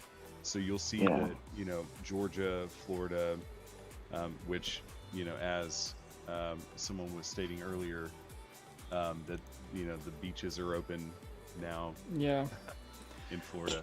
Lego Creator is commenting like, I love how we were talking about Lego and not the C word, and that is what the cool factor is about. Yeah, pretty you know, much. some streams will be like this, like a chit chat about certain world aspects. I know everybody is like sick, pun intended, not intended, about this word. Right. Yeah. I know, but I think like it's very rare opportunity to have somebody that actually works in the field, like Trent, to listen to like a first degree, you know, opinion about this. I actually enjoy that. Absolutely. So, Yeah, you know, no, streams no, will be and- about and- Lego, but also we're gonna have guests, and streams will be about certain topics that we find interesting. So, you know, something for everybody, I would say. Yeah, and normally I'm just a, you know, normal computer, you know, geek that, you know, fixes stuff in a laboratory setting, you know. Yeah. But now, in the middle of a pandemic, I've kind of been thrust into this position. So, oh, and I Yeah. love Yeah. Lego. That's the other thing. I love Lego. So maybe I don't think you've ever been here, Trent, on a chat. So we can ask you the usual Lego questions. Maybe, what was the last set you purchased and why? Oh, that's actually a very good question. The last set I purchased was the well, it was in a very big purchase. It was the Venom mech from Oh, sweet. Marvel Superheroes. Oh, that's a good one. I like this one. So I like that mech. So I have essentially every single Marvel Lego set that So you're a big Marvel fan, I believe. I am. Welcome to my world. We were talking earlier, like I'm looking over at my wall and table, and I'm seeing the Ghostbuster house and all Yeah. the Ah, Nice trend. all- Jeff wants that one. yeah. no, I completely understand. Like Yeah. there's so many things that, you know, I have on display that I love, but the thing that I'm really enjoying or wanting to enjoy more is the Mhm. Architect series. 'Cause Yeah. right now I have the San Francisco set, and it's so beautifully simple, but at the same time it's so complex and just Yeah. inherently what it is. My relationship with architecture is that I always loved those sets from afar, kind of. I never got them in any sort of way, but I always like was enjoying looking at them. I never like jumped the ship to actually get them. But I appreciate what they do with architecture. I think it's pretty cool. Hey, so Yeah. I'm gonna bail, guys. It's Okay. getting late for me. Okay, Jeff. So Sure, it's yeah, no worries. Great talking with you. And, Thanks You for too, Trent. joining. Yep. As always, Hey, Jeff, you're Trent. always welcome. Be careful, sir. I appreciate what you're doing for us. Thank you very much. All right, thank you much, Jeff. Take care of yourself and stay safe. Always will. Take care, fellas. Thanks, Jeff. Thanks for joining. Appreciate it. No problem. Cool. I don't know. This is like I felt like good about streaming today and building, but I keep messing up. I have another brick on the table that I didn't use. I don't know what's happening.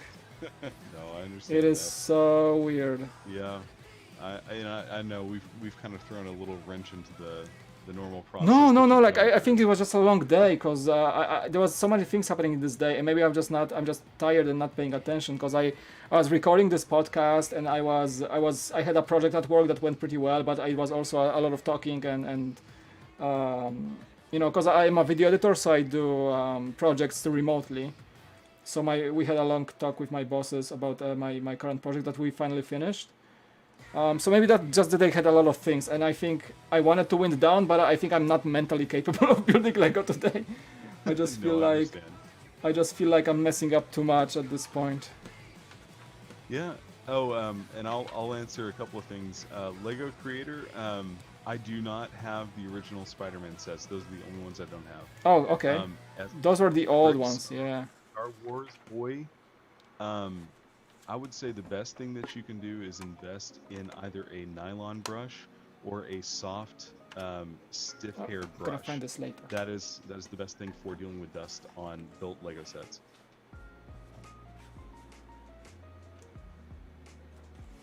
Certainly, yeah. The softer you can get, the better, Indeedly. I would say. It's actually pretty easy to find one on Amazon at the moment, and they're pretty cheap, so Yeah. feel free. I wonder why do I have like an extra 1x1 on the table? Like I'm trying to find, but I think I filled his nose pretty well. It looks pretty solid. Like that's how it's supposed to look like. But I still have like a 1x1. Oh, I see what I missed. There's like one here and one on this side. Yeah, because this had like it's similar to the TIE Pilot when you just add tiny pieces. So it's easy to miss. It's like a hit or miss. Because it's all white, so I don't really see clearly where they're supposed to go. Yeah. Okay. I'm just gonna check that back later, but I think it's just like single pieces just missing on his head, like a 1x1 just to clear up some gap here. I'm just gonna pay attention later. I kind of want to finish this guy and just move on at this point. I'll be as succinct as ever. Yeah. As far as C. O'Connor, my favorite Marvel minifigure, I would probably say the Centurion Iron Man. Oh, that's a good one from the polybag. Just because it's so beautifully printed. I don't Hey, have any thanks of for the subbing. Comic-Con exclusive ones. So Tony yeah, C. yeah. Got a new subscriber in the meantime, thank you.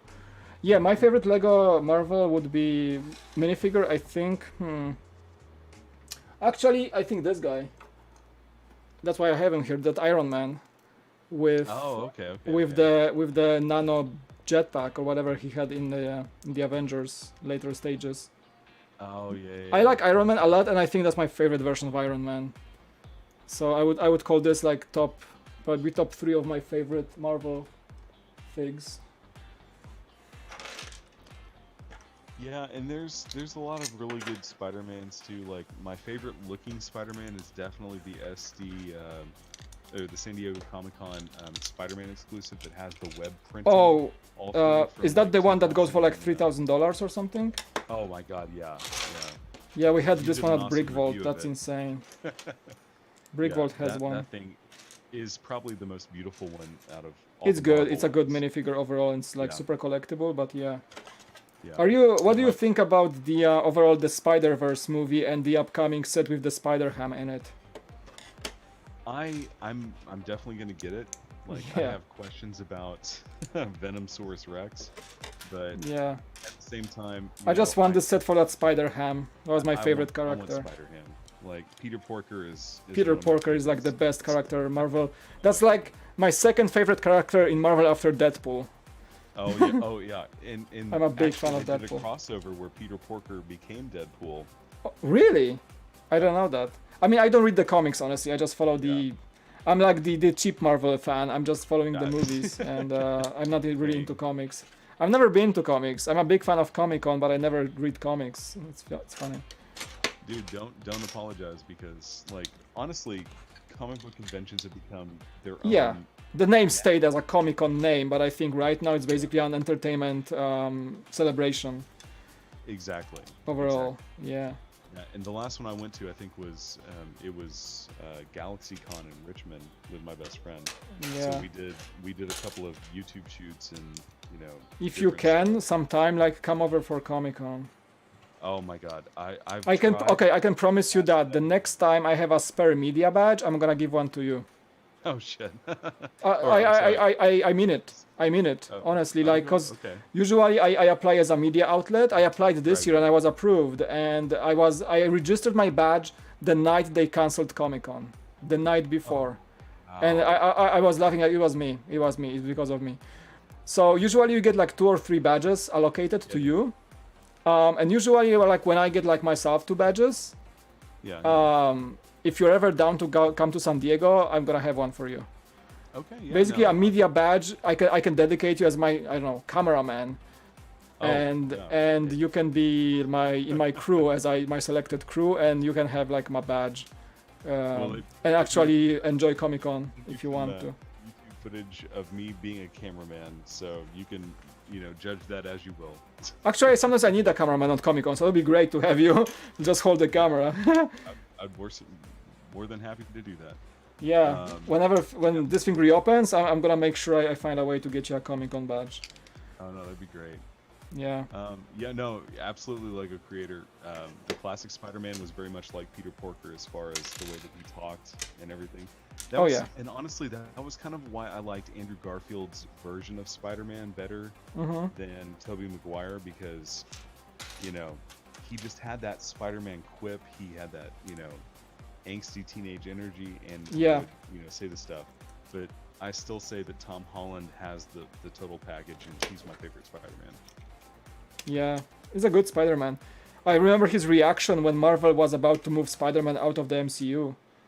Oh yeah. And they kind of like returned him to the MCU, but Tom Holland was heartbroken as a person, not as an actor. Right. I think he plays Spider-Man with his whole heart. Oh yeah, absolutely. And he was bummed that Marvel was about to take Spider-Man out of the MCU. Yeah, one of my buddies told me that they had a conversation or a call with Kevin Feige, as well as the head of Sony and the head of Disney, and Tom Holland. My God, what does your was friend do actually in the for a office. living? What does your friend do for a living to have calls with such people? Jesus, He's the Legends of Marvel MCU. Yeah. But yeah, he was just like, oh yeah, no. So Tom like totally barged into Kevin's office while they were on this call, and was just like, oh yeah. What? No. That's a cool Hey, story. listen, Oh my God. listen, we have to have finality. We have to give Peter what he deserves. Like, we've built this universe. It's so wonderful. Oh my God. Passionate. Did he listen to that call and like to Tom Holland actually saying this? Or Oh yeah. He heard it and was just like, oh man. is like, he some this- sort of like a producer or like in the media industry or some stuff? Yeah. Pretty high up if he has calls with Kevin Feige. Well, yeah. There's other things, but I'll talk offline with you with that one. But Okay, not on the yeah, stream. no, Got he's- it. Not on the stream. I see that. No worries. But yeah, no, he's yeah, he was just so appreciative of it. Wow, that's a cool story. He loves it. My story with like famous people, like maybe not a story, but I was this close to having a personal interview with Stan Lee. Oh yeah. It I've was met it was him a on couple of Comic-Con times. Oh. before he passed away, unfortunately, and I think I said it before on some stream, but I got the email from the agency that were scheduling, and somehow they wanted like a Lego person actually to be an interviewer for Stan Lee. Right. And I saw that email too late, and it was too late to schedule. Oh. And then the next year he passed away, unfortunately, so I wasn't able to like try it again. But I was this close to getting actual one-on-one with Stan Lee. That's Yeah. No, that would be my actually, like life-changing event probably. He was a really awesome person. Like, just even in person. Did you have any like encounters? Like, were you able to meet him or something Yeah, like this? I've met him a couple of times. Oh, really? Yeah, How? I met him Tell in me. 2006. I actually was at Wizard World Chicago, and happened to, with my best friend, we were there for the convention. We got like the full access passes. That was Oh my my first goodness. Comic-Con that I ever went to. Oh my goodness. And he talked me into paying this ridiculous amount of money for these badges that would get me to, talk and shake hands with Stan Lee. And I was just like, oh, okay, what is this all about? Okay. And, the literal second I was in line, I was just like, we paid too little.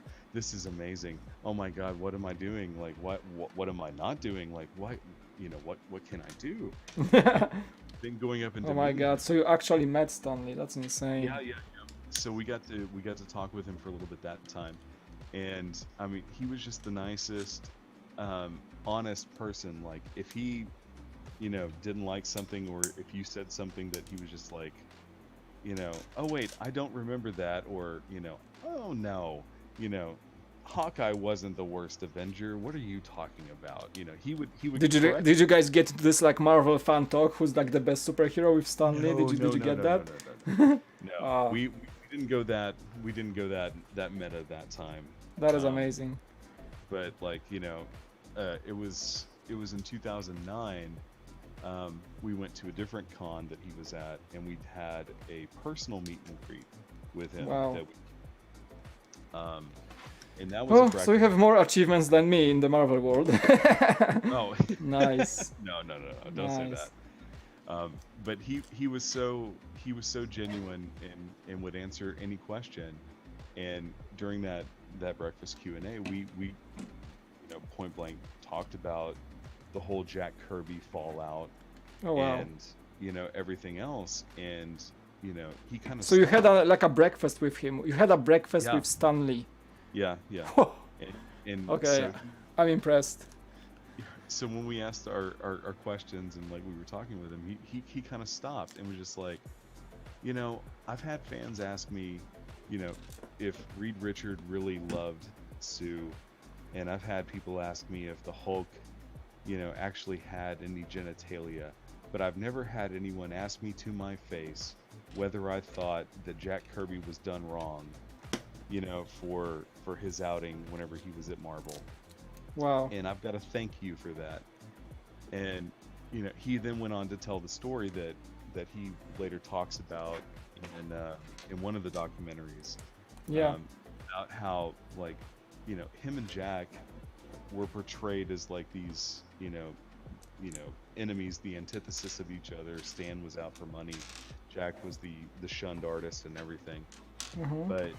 But Jack wanted to go off and do his own thing. That's why he created what he created, outside of the Marvel universe. And, Jack was a restless, kind of soul, so to speak.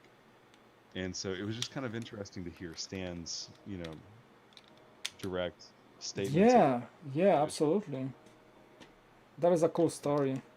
Not very on Lego topics, so, do we have any other Lego? Yeah, we got slightly off topic, but yeah. No, I agree, Cafe on Lego. It is a shame what his family did to him towards the end there. What do you mean? I'm kind of like not familiar. Let me just answer one question, because like Gabriel was asking, I was trying to answer this. What's your favorite DC minifigure? Mine's Classic TV Batman series. My favorite DC minifigure. I keep saying that I like that. There was this like little Superman versus Batman set, and it had an armored Batman in it. And I like that armored Batman for some reason. I think it was a great mold for a Batman, a very unique one. But I also enjoy a lot of the collectible minifigs from the Batman series, Batman movie series. Yeah. So I think I would just collectively call them my favorites. I would say. Do you have a favorite DC minifigure? If you're honestly, I would probably say the Lex Luthor, the original Lex Luthor from the Luthor mech versus Superman from 2014. Just because it's that classic, that classic Lex vibe. I just really like. Do you collect minifigures overall or just Marvel? I I have a lot of Star Wars. I have a lot of everything. Primarily, it's Marvel, Star Wars, and things that I like. So, I'm looking at the Lego Ninjago City and the City Docks right now. And the great sets. I have a lot of the Jurassic World just because I love the dinosaurs. Nice. And then, I have way too much other things. Like, I have a lot of the architecture stuff. Mostly the U.S. buildings. So, the Capitol, the White House, the Lincoln Memorial, New York City. Right. the Statue of Liberty, the big one there. But yeah, no, mostly it's I love the Marvel just because Marvel was, what I did whenever I grew up. Like that was what it was, and that was what got me kind of back into Lego. Nice, yeah. Yeah. And By then, the way, like side of it is done, like slightly done. Slowly getting a shape of a Stormtrooper, so that's good. Oh no, it looks really good. I like the nose ridge there. You can really kind of see the detail. Yep. And it's pretty cool. What's really funny is my wife. But Zarro, as Iconor says, But Zarro is the favorite. Remember But Zarro from Comic Con? Like But Zarro version? Oh, that Zarro That's a good was really fig. good too. Or what was it, Rainbow Batman, where it was all the different colors? There was a bunch of them. Like probably I can name a few Comic Con minifigures that I was really fan of. But yeah, like this is the hardest question. Like I can't even name a single like super favorite minifigure, like super favorite. Is the Brick Dino in? No, I did not get the Brick Dino because it's not in the idea set. I really want the Brick Dino. Which one? Brick Dino? Which one's the Brick Dino? The minifigure for Dino, the okay. from Flintstones. Oh yeah, like I think that was my biggest grief with the Ideas Flintstones set, that they did not include Dino. I was like, how can they not have this dog as a special mold, like this dinosaur dog as a special mold? Like I was baffled that they didn't include him. Yeah. And Cafe Con Lego, his family actually did not force him to do any appearances. He actually had a court order that he could do all the appearances that he had agreed to. That's just something from behind the scenes. So Stan was always wanting to please his fans, even up until the end. Just to kind of throw that out there for you, buddy. Yeah. Sorry, I had to hide one user because like he was... No, I understand. Not but what he said lately, but he was sending like very inappropriate messages, and they were like filtered by YouTube. Right. For a few moments, and he said some weird things beforehand. Yeah. But I think Brick Star Wars Boy was also keeping it weird. Like like in that case, like to my mods, if you see like somebody weird that just keeps saying weird things in the chat and they don't like change in the few messages, just hide them from the channel. I don't want any weird people, negative people especially, like trying to troll me. No, I understand. Yeah. Thank you, Star Wars Boy, for handling some of the messages he was posting. Yeah. I don't usually get like weird people on the streams like a lot. Pretty much at all. Like I always have like the fans that come back, and it's always very nice. But it's the first time I've seen like some weird random person just joining and trying to troll me. No, I understand. Yeah. Also, congratulations! You're almost at 5K subscribers. Thank you, Trent. Yeah, I'm not sure if you heard the story. Probably you heard the story because you were in the stream. But I had this video blowing out about those bass guitars that I made like 8 months ago. And it was basically that video. The story of that video is like I have friends in Poland who are very well known in the bass community, but by making artisan craftsmanship made bass guitars, like to order. And I was fascinated by it because they share beautiful pictures on Facebook, and the wife of the guy who makes those guitars, she works with him, and the wife is my friend from high school. So once I figured out that her husband is like this famous luthier making bass guitars and has a workshop in Poland, the moment I visited my hometown, because they live in my hometown, the moment I visited like last year, I was just called them and said, hey, can I come and just make a video about you guys? Because I want to learn like this quick short form storytelling for vlogging, and I wanted to share your story. I wanted to talk about like how you make those guitars. I have no idea how you make bass guitars. I just wanted to tell the story of how they became to be and how they work and how a guitar is made. I was not even thinking about like recording the guitars or having them play them or anything like this. I just wanted to show the craftsmanship and the work behind it, the creative work behind this brand. And I made this video in a day. We had some coffee, we had some conversation, great people, amazing people. Stradi is the name of bass guitars. And I came back to the US, I took that footage, edited the video, posted it on my channel, saying, hey, this is a project I wanted to make for my friends as appreciation for their work and stuff like that. And I made that video, and people, even my viewers appreciated it because it wasn't a Lego video, but I think it was just my way of filmmaking, and I was practicing a lot in that video, so it was fun to make as a project. So that video was living in my channel for like, you know, 5 months and 8 months now, and it had like 1,000 views, 2,000 views, maybe like 10,000 views, and it was pretty good. Like I was surprised it even got 10,000 views, but something blew up in the last 2 weeks, and now this video as of today has like almost 90,000 views. Dang. And from that video, I gained over 300 subscribers from that video, and those are not even Lego people. Dang. Those are like musicians. And the Marek texted me on Facebook today, the owner of the brand, and say, "Hey, you just crashed my website." They crashed his website because he had so much traffic from my video. And no, it's continuing to grow. Creator, I did not get the brick built Dino either. I would like it. Yeah.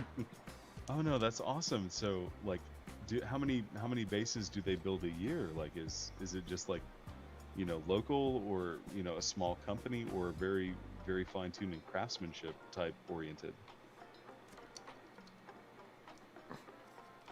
Some people say they saw what that guy was posting in the chat. Like, yeah, I probably was paying attention to the chat. But we have mods for that, so thank you mods, appreciate it.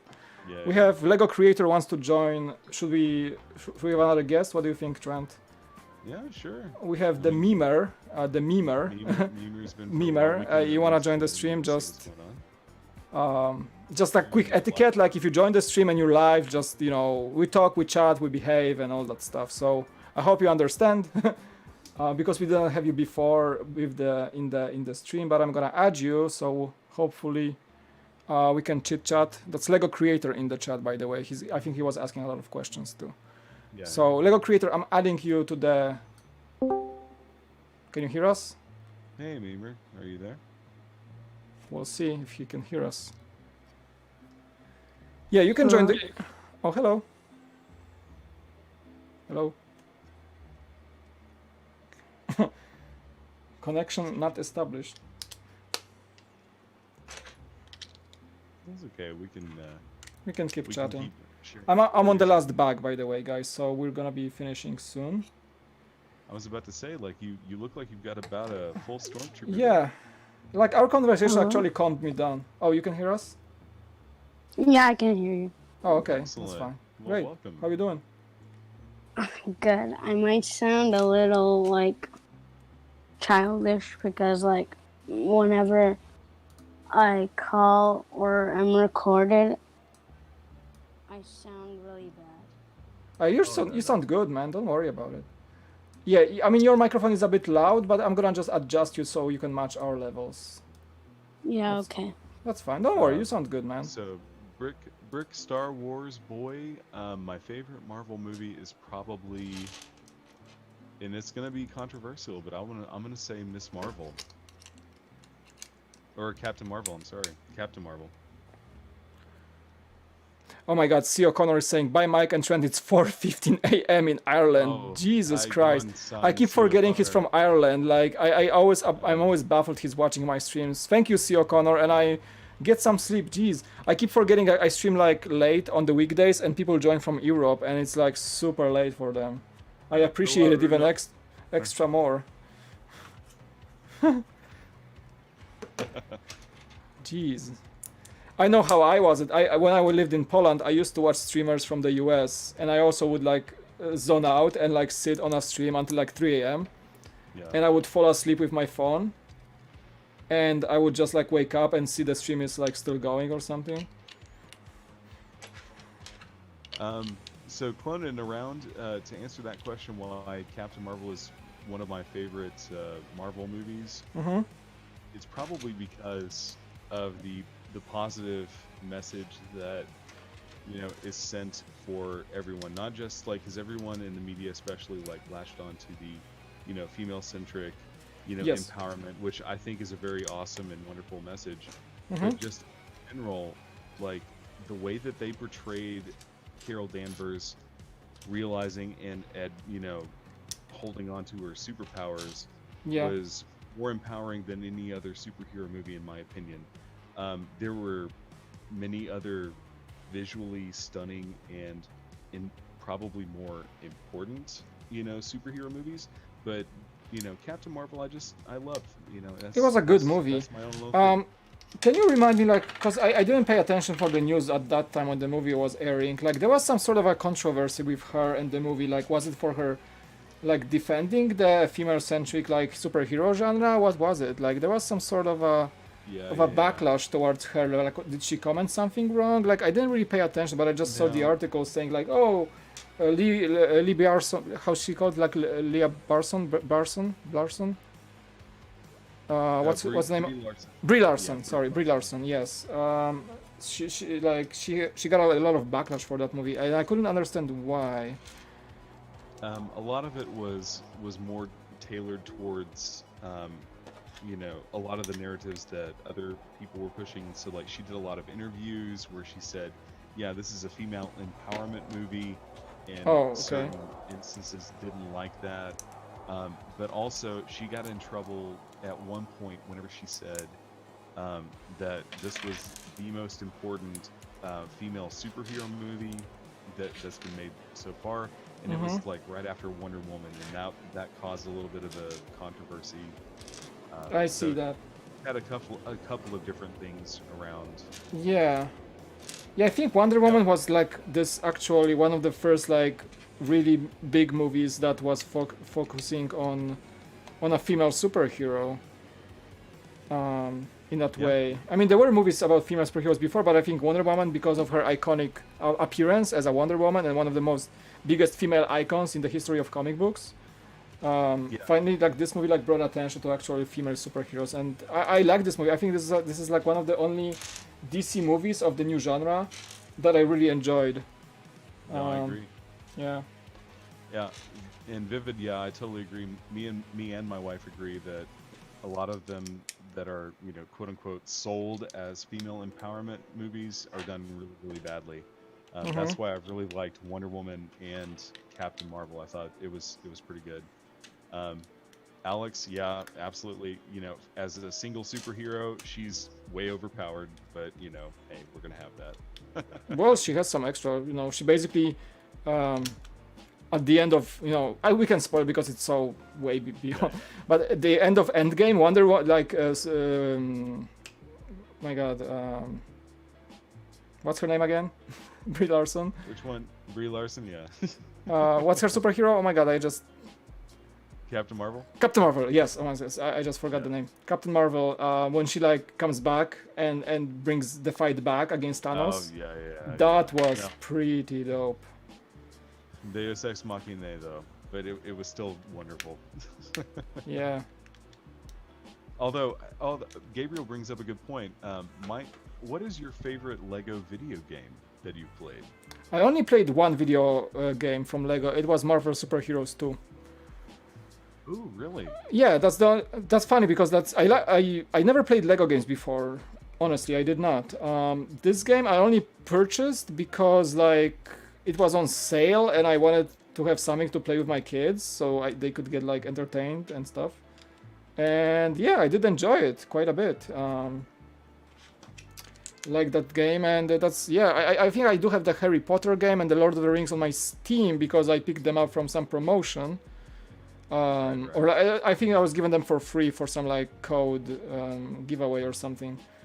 But I never played them honestly, and the only real game that I played like from start to finish was Marvel Super Heroes 2, and I enjoyed it. I enjoyed a lot of it.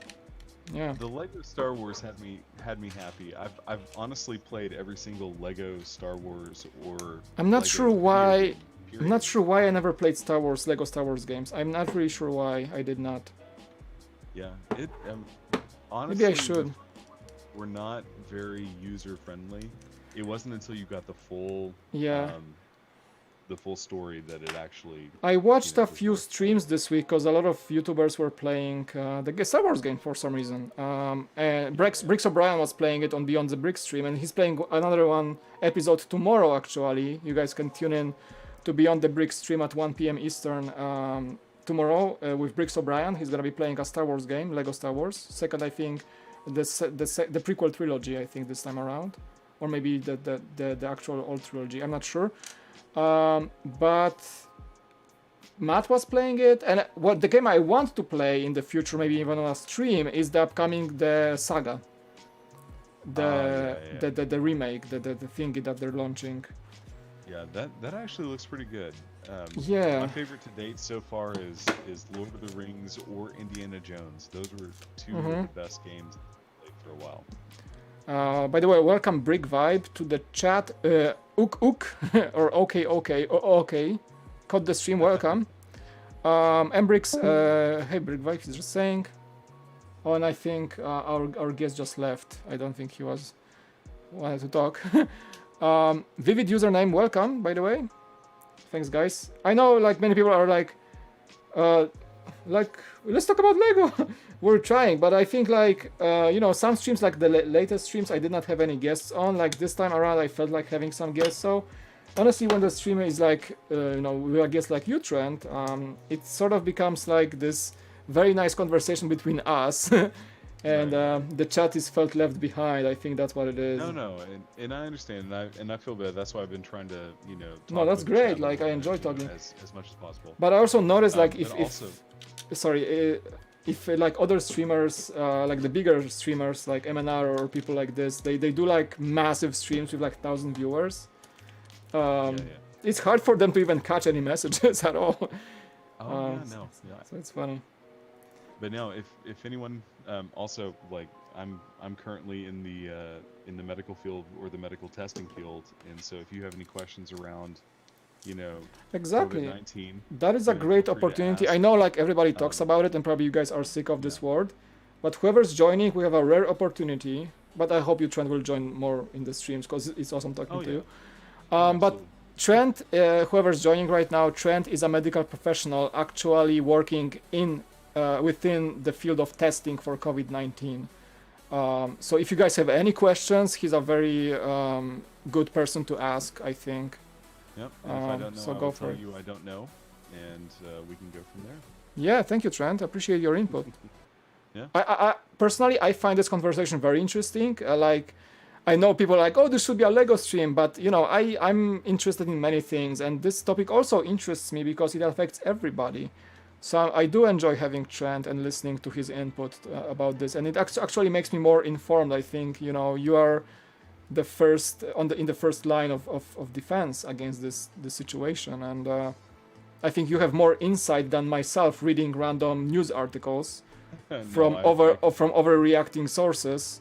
I would rather listen to you seeing this firsthand than to listen to some sensational article about how we all gonna die.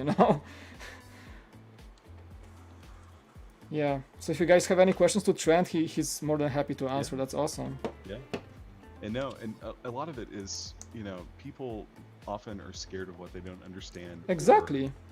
What hasn't been properly explained. Exactly, and I think sometimes it just needs like a calm answer from a professional to actually understand what's up, right? Yeah, and Cafe Con Lego said, is it worth it wearing a mask as a healthy person? Absolutely. If you happen to be a non-symptomatic person who has COVID-19, like meaning that you will never get symptoms, you will never get the sickness level. If you're wearing a mask, you're preventing those droplets from spreading to other people who could be at risk of fully contracting it. So yes, the CDC guidelines have changed since initially we learned things.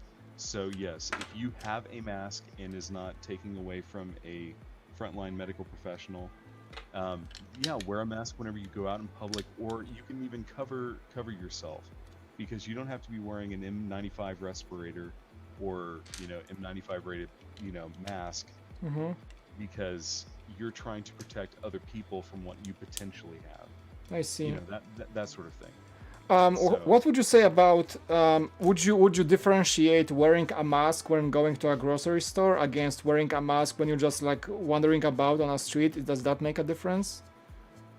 Do you think like wandering about on the street you should wear a mask, or if you're actually keeping the distance? Because I see a lot of people just like sitting in their cars alone in masks, or walking their dog alone in mask. Is that really necessary? So that's actually a very good question. And no, it's not necessary. Like if you're isolated, um, realistically, anything that you could come in contact with, you've already come in contact with. So it's either going to be on you or it's not. So the most important thing in those situations is wash your hands. Like once you know, get into, you know, a situation and you're out in public where you're wearing your mask, whenever you get out of that situation, like, you know, wash your hands, wash your hands, wash your hands.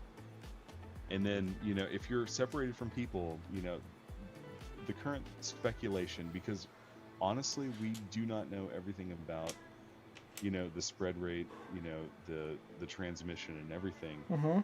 associated with this particular virus, is that we want to, you know, maintain the best possible social dynamic that we can. And so, you know, clean every surface whenever you come in from being outside, you know, that's Absolutely. touched, you know, that sort of thing. Like one of our protocols for us as individuals working in a laboratory that's dealing with potentially live Mm-hmm. samples is that, you Hello, know, Doctobers. you have all of the PPE that you would wear in a normal laboratory setting, and then some.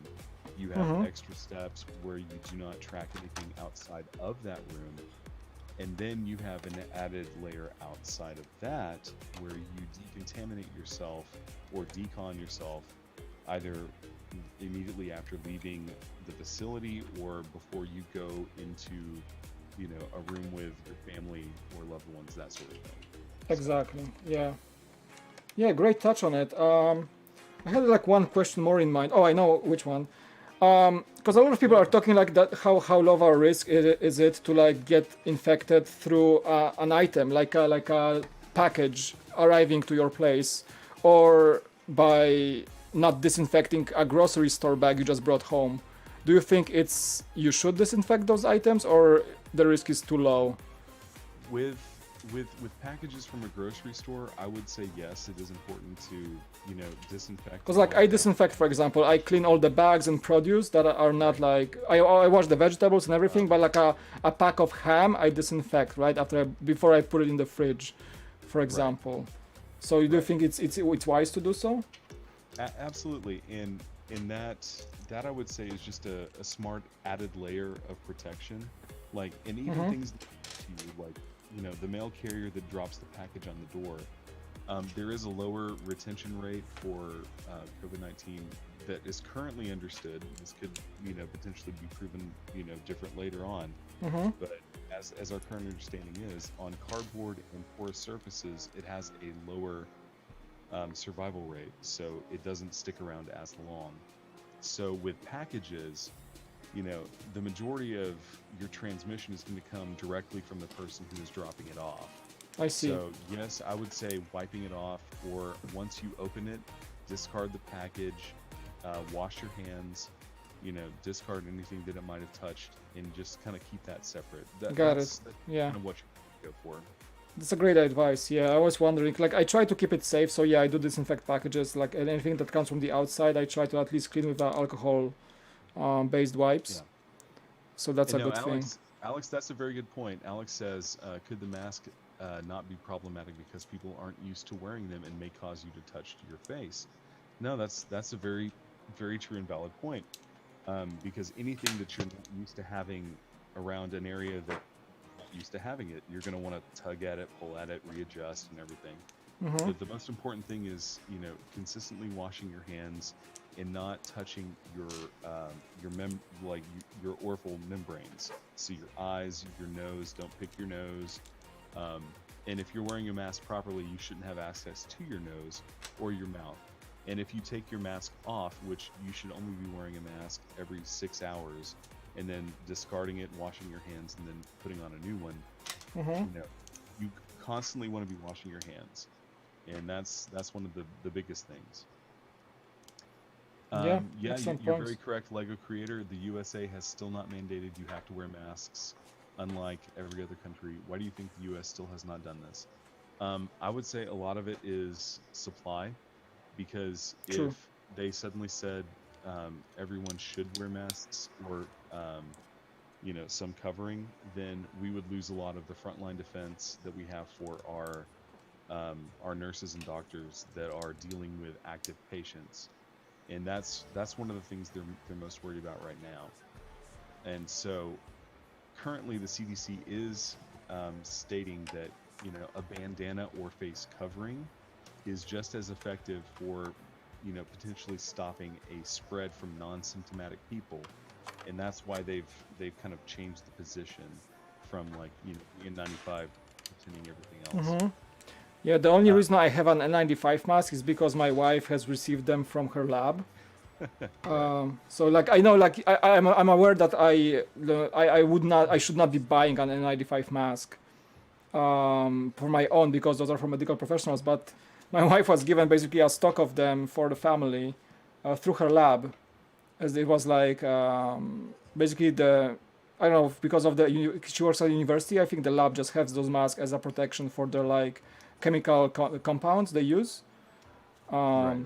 Yeah, so she gave one to me, but I don't know, a lot of people are wearing normal masks. I wear the N95, and like, of course, I feel safer, but I'm sure like there are more people who should be wearing those in the medical field. Right. I wonder like why her lab was even supplied with those masks, whereas they're like on shortage everywhere else. Right. No, and that's a very good point. Also, just to point out, that bust looks very, very solid. The way you It is. It's pretty cool. And I think somebody asked me in the chat, by the way, welcome Octobers again, and he was asking, sorry for I am late to the stream. Hey, no worries. How is the build different from the other two you have built? I'm gonna finish this, and I'm gonna bring all those three on the table, and we're gonna do a quick comparison before I go. So we can do at least that, because I have all three built at this point. Just a few table bricks left, so we're gonna do a comparison. Thanks for asking. And Lego Creator, I think you just disconnected from Discord, by the way. I'm not sure if you're aware, but if you want us to stay on Discord, you're always welcome. Up to you. Yeah, I think they were having issue with their mic. So Oh, okay. That's fine. No worries. yeah, they posted it out. But they're still commenting on YouTube there. Nice. Let's see Yeah. here. Vivid. I did not go to medical school. I work currently in a laboratory testing facility that is federally mandated and controlled based upon different certifications. I am a laboratory computer specialist that has direct inside knowledge for COVID-19 testing and or procedures that are adherent to CDC and WHO guidelines. There you So go. just to give that disclaimer there. So that's Trent's background. So that's why we are actually talking about the virus, because probably people are joining like, wait, is he supposed to be building Lego? I talk Lego. Yeah, But we have this rare opportunity again to listen to a person who's really on the front lines, guys. So if you have any bothering questions, you still have a few moments to ask Trent. He's very kind today to join us on Discord, and he's very willing to answer some questions. I had some questions, and I had some great answers from him.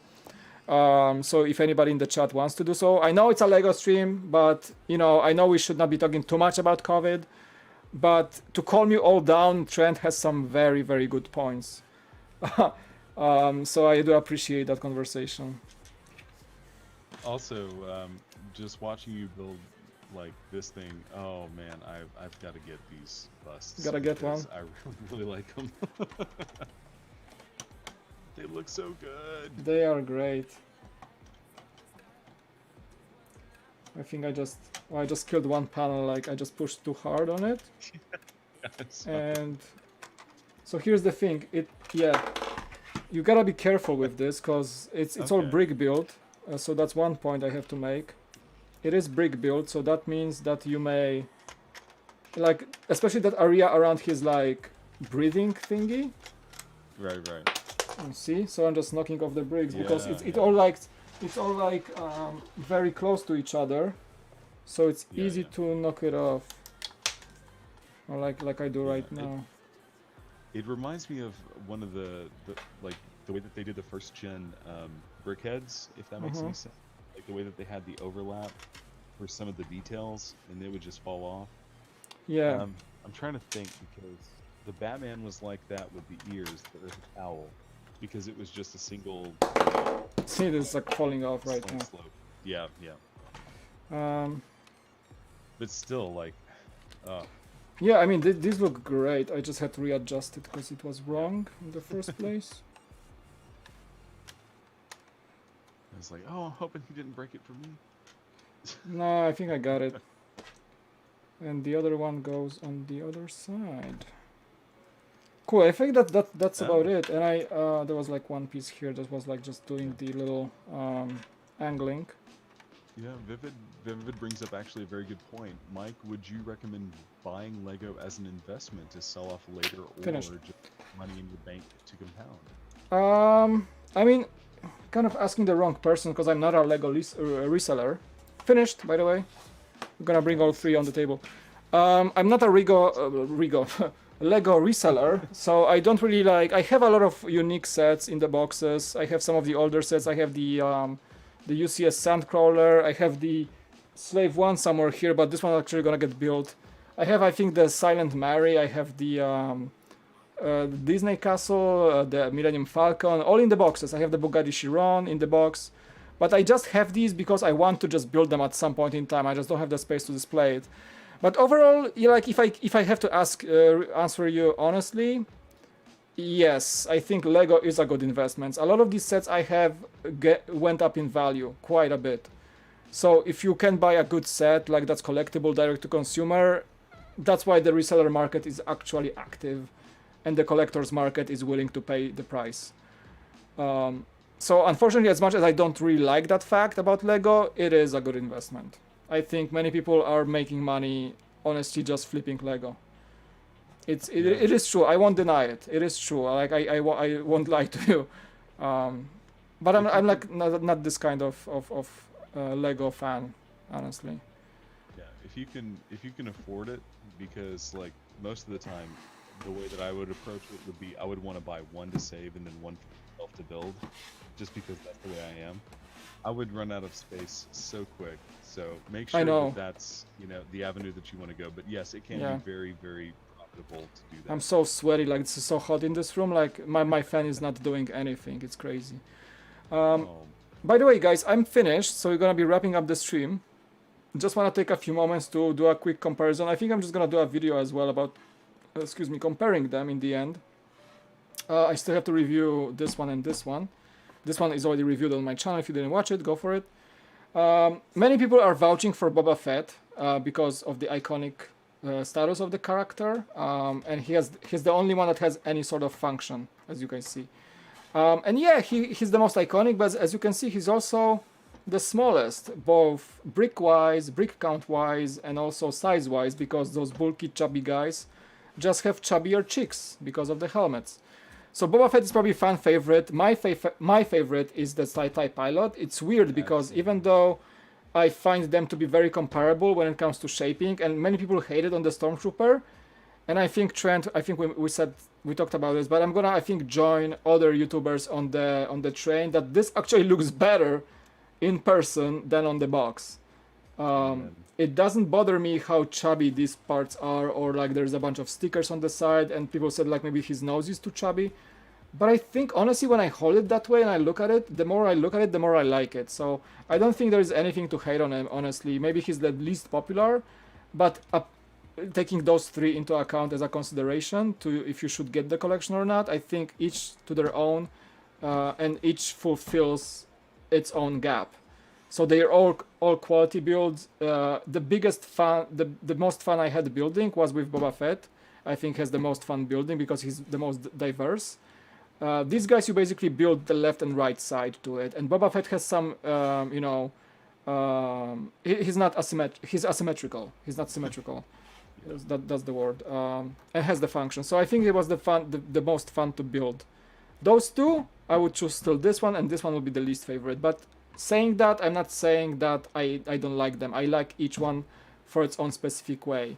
The Pilot for being so elegant and good looking in black, I just think it's an elegant piece of display. And only has 2 stickers. Boba Fett for being iconic and having the most diverse looks, having a function and having no stickers.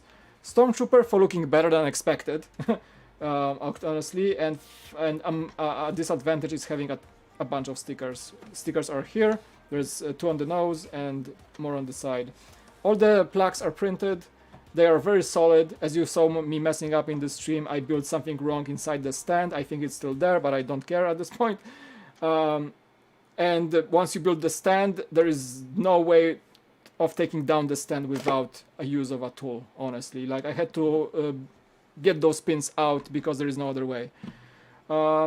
Yeah, do you guys like them? I think I like them quite a bit, and they're gonna all fit, hopefully, on one shelf, maybe. Let's see. If I put one like here, maybe not in this particular order. Just his emblems are printed, by the way. So like this. I'm not sure if they can fit. Let's see. They will look scary too. I think the pilot should be in the front, honestly, like this maybe. Yeah, you can kind of fit them, but I would be scared if like something shakes, or we have earthquakes in California. But that should not be my concern. I have the Star Destroyer on the top of my shelf. That's my concern. But yeah, they kind of can fit. Do they look good? They kind of like Boba Fett is hiding in the back. But they're good. They're good. I like them. I like them quite a bit, and I think many people will love them because they can look good on each surface you choose. They can stand next to your TV in the living room. They can be in your Lego collection room. They can be, you know, I don't know, assisting you in the bathroom or something. They can look good anywhere. It's like you can put it next to a vase of flowers. I think that's what the most value is at when it comes to those displays. Cool. Guys, Trent, we're gonna be wrapping up the stream. I was going for. Thank you very much for having me on here. Oh, thank you for being with us. Your input about the COVID and everything was amazing, and of course, thank you for your support as always. Oh, anytime, Mike. My pleasure to have you. Yeah, and chat, thank you. I'm sorry if we kind of like drifted away from talking Lego this stream. You know, I'm gonna be making more streams, so sometimes you will jump in a stream when we talk Lego. The next one probably is the Barracuda Bay. But sometimes we're gonna have like this when we had guests, and Trent and we have Jeff before had a lot of great input. Again, Trent is a medical professional actually working in the testing of COVID-19. So we had some great questions, great conversation. I think it was valuable. Even though I skipped a lot of messages in the chat, and I'm sorry for that. When I don't have guests, of course, I focus more on the chat. When I do have guests, I read your messages, but I try to be understanding when guests want to say something, and I really want to hear what they have to say, so I do not interrupt them, because I would have to like mute my Discord and I'll do all these things. So I hope you guys understand, but Trent had some amazing talking points today, and I think we all felt really educated about certain things about the virus.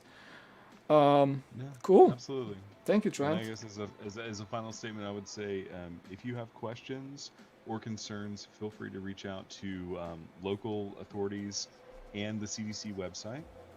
You can find all of the protection guidelines for social distancing, as well as for protecting yourself against the potential spread of COVID-19. As well, thank you, Mike, for always doing what you do, and for, thank you. Building and being a wonderful source in this community. Thanks.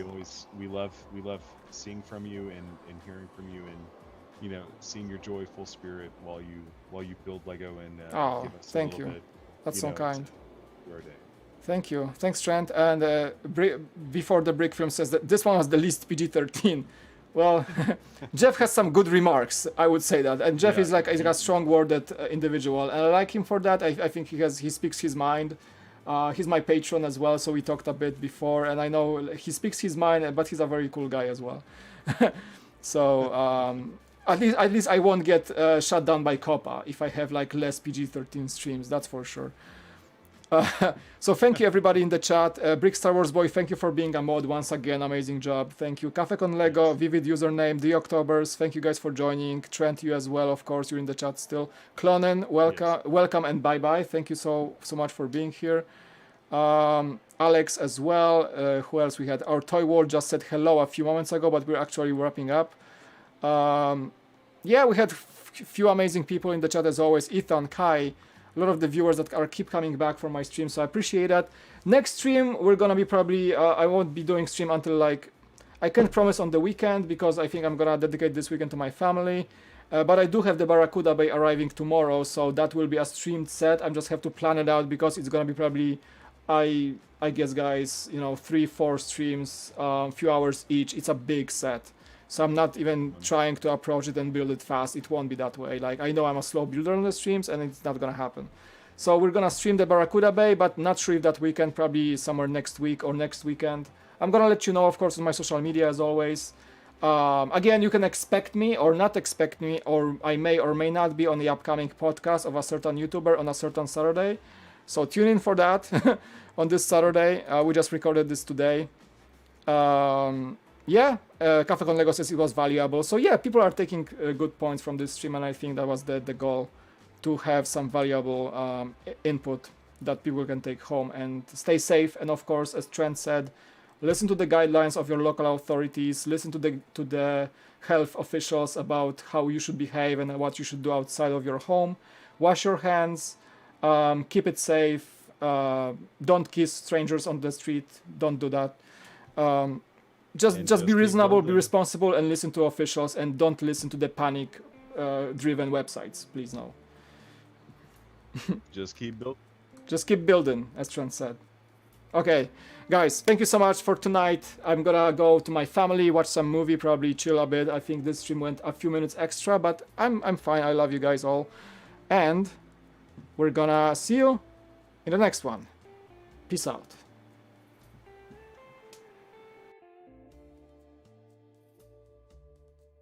Okay. Yeah, sorry, I didn't wanna,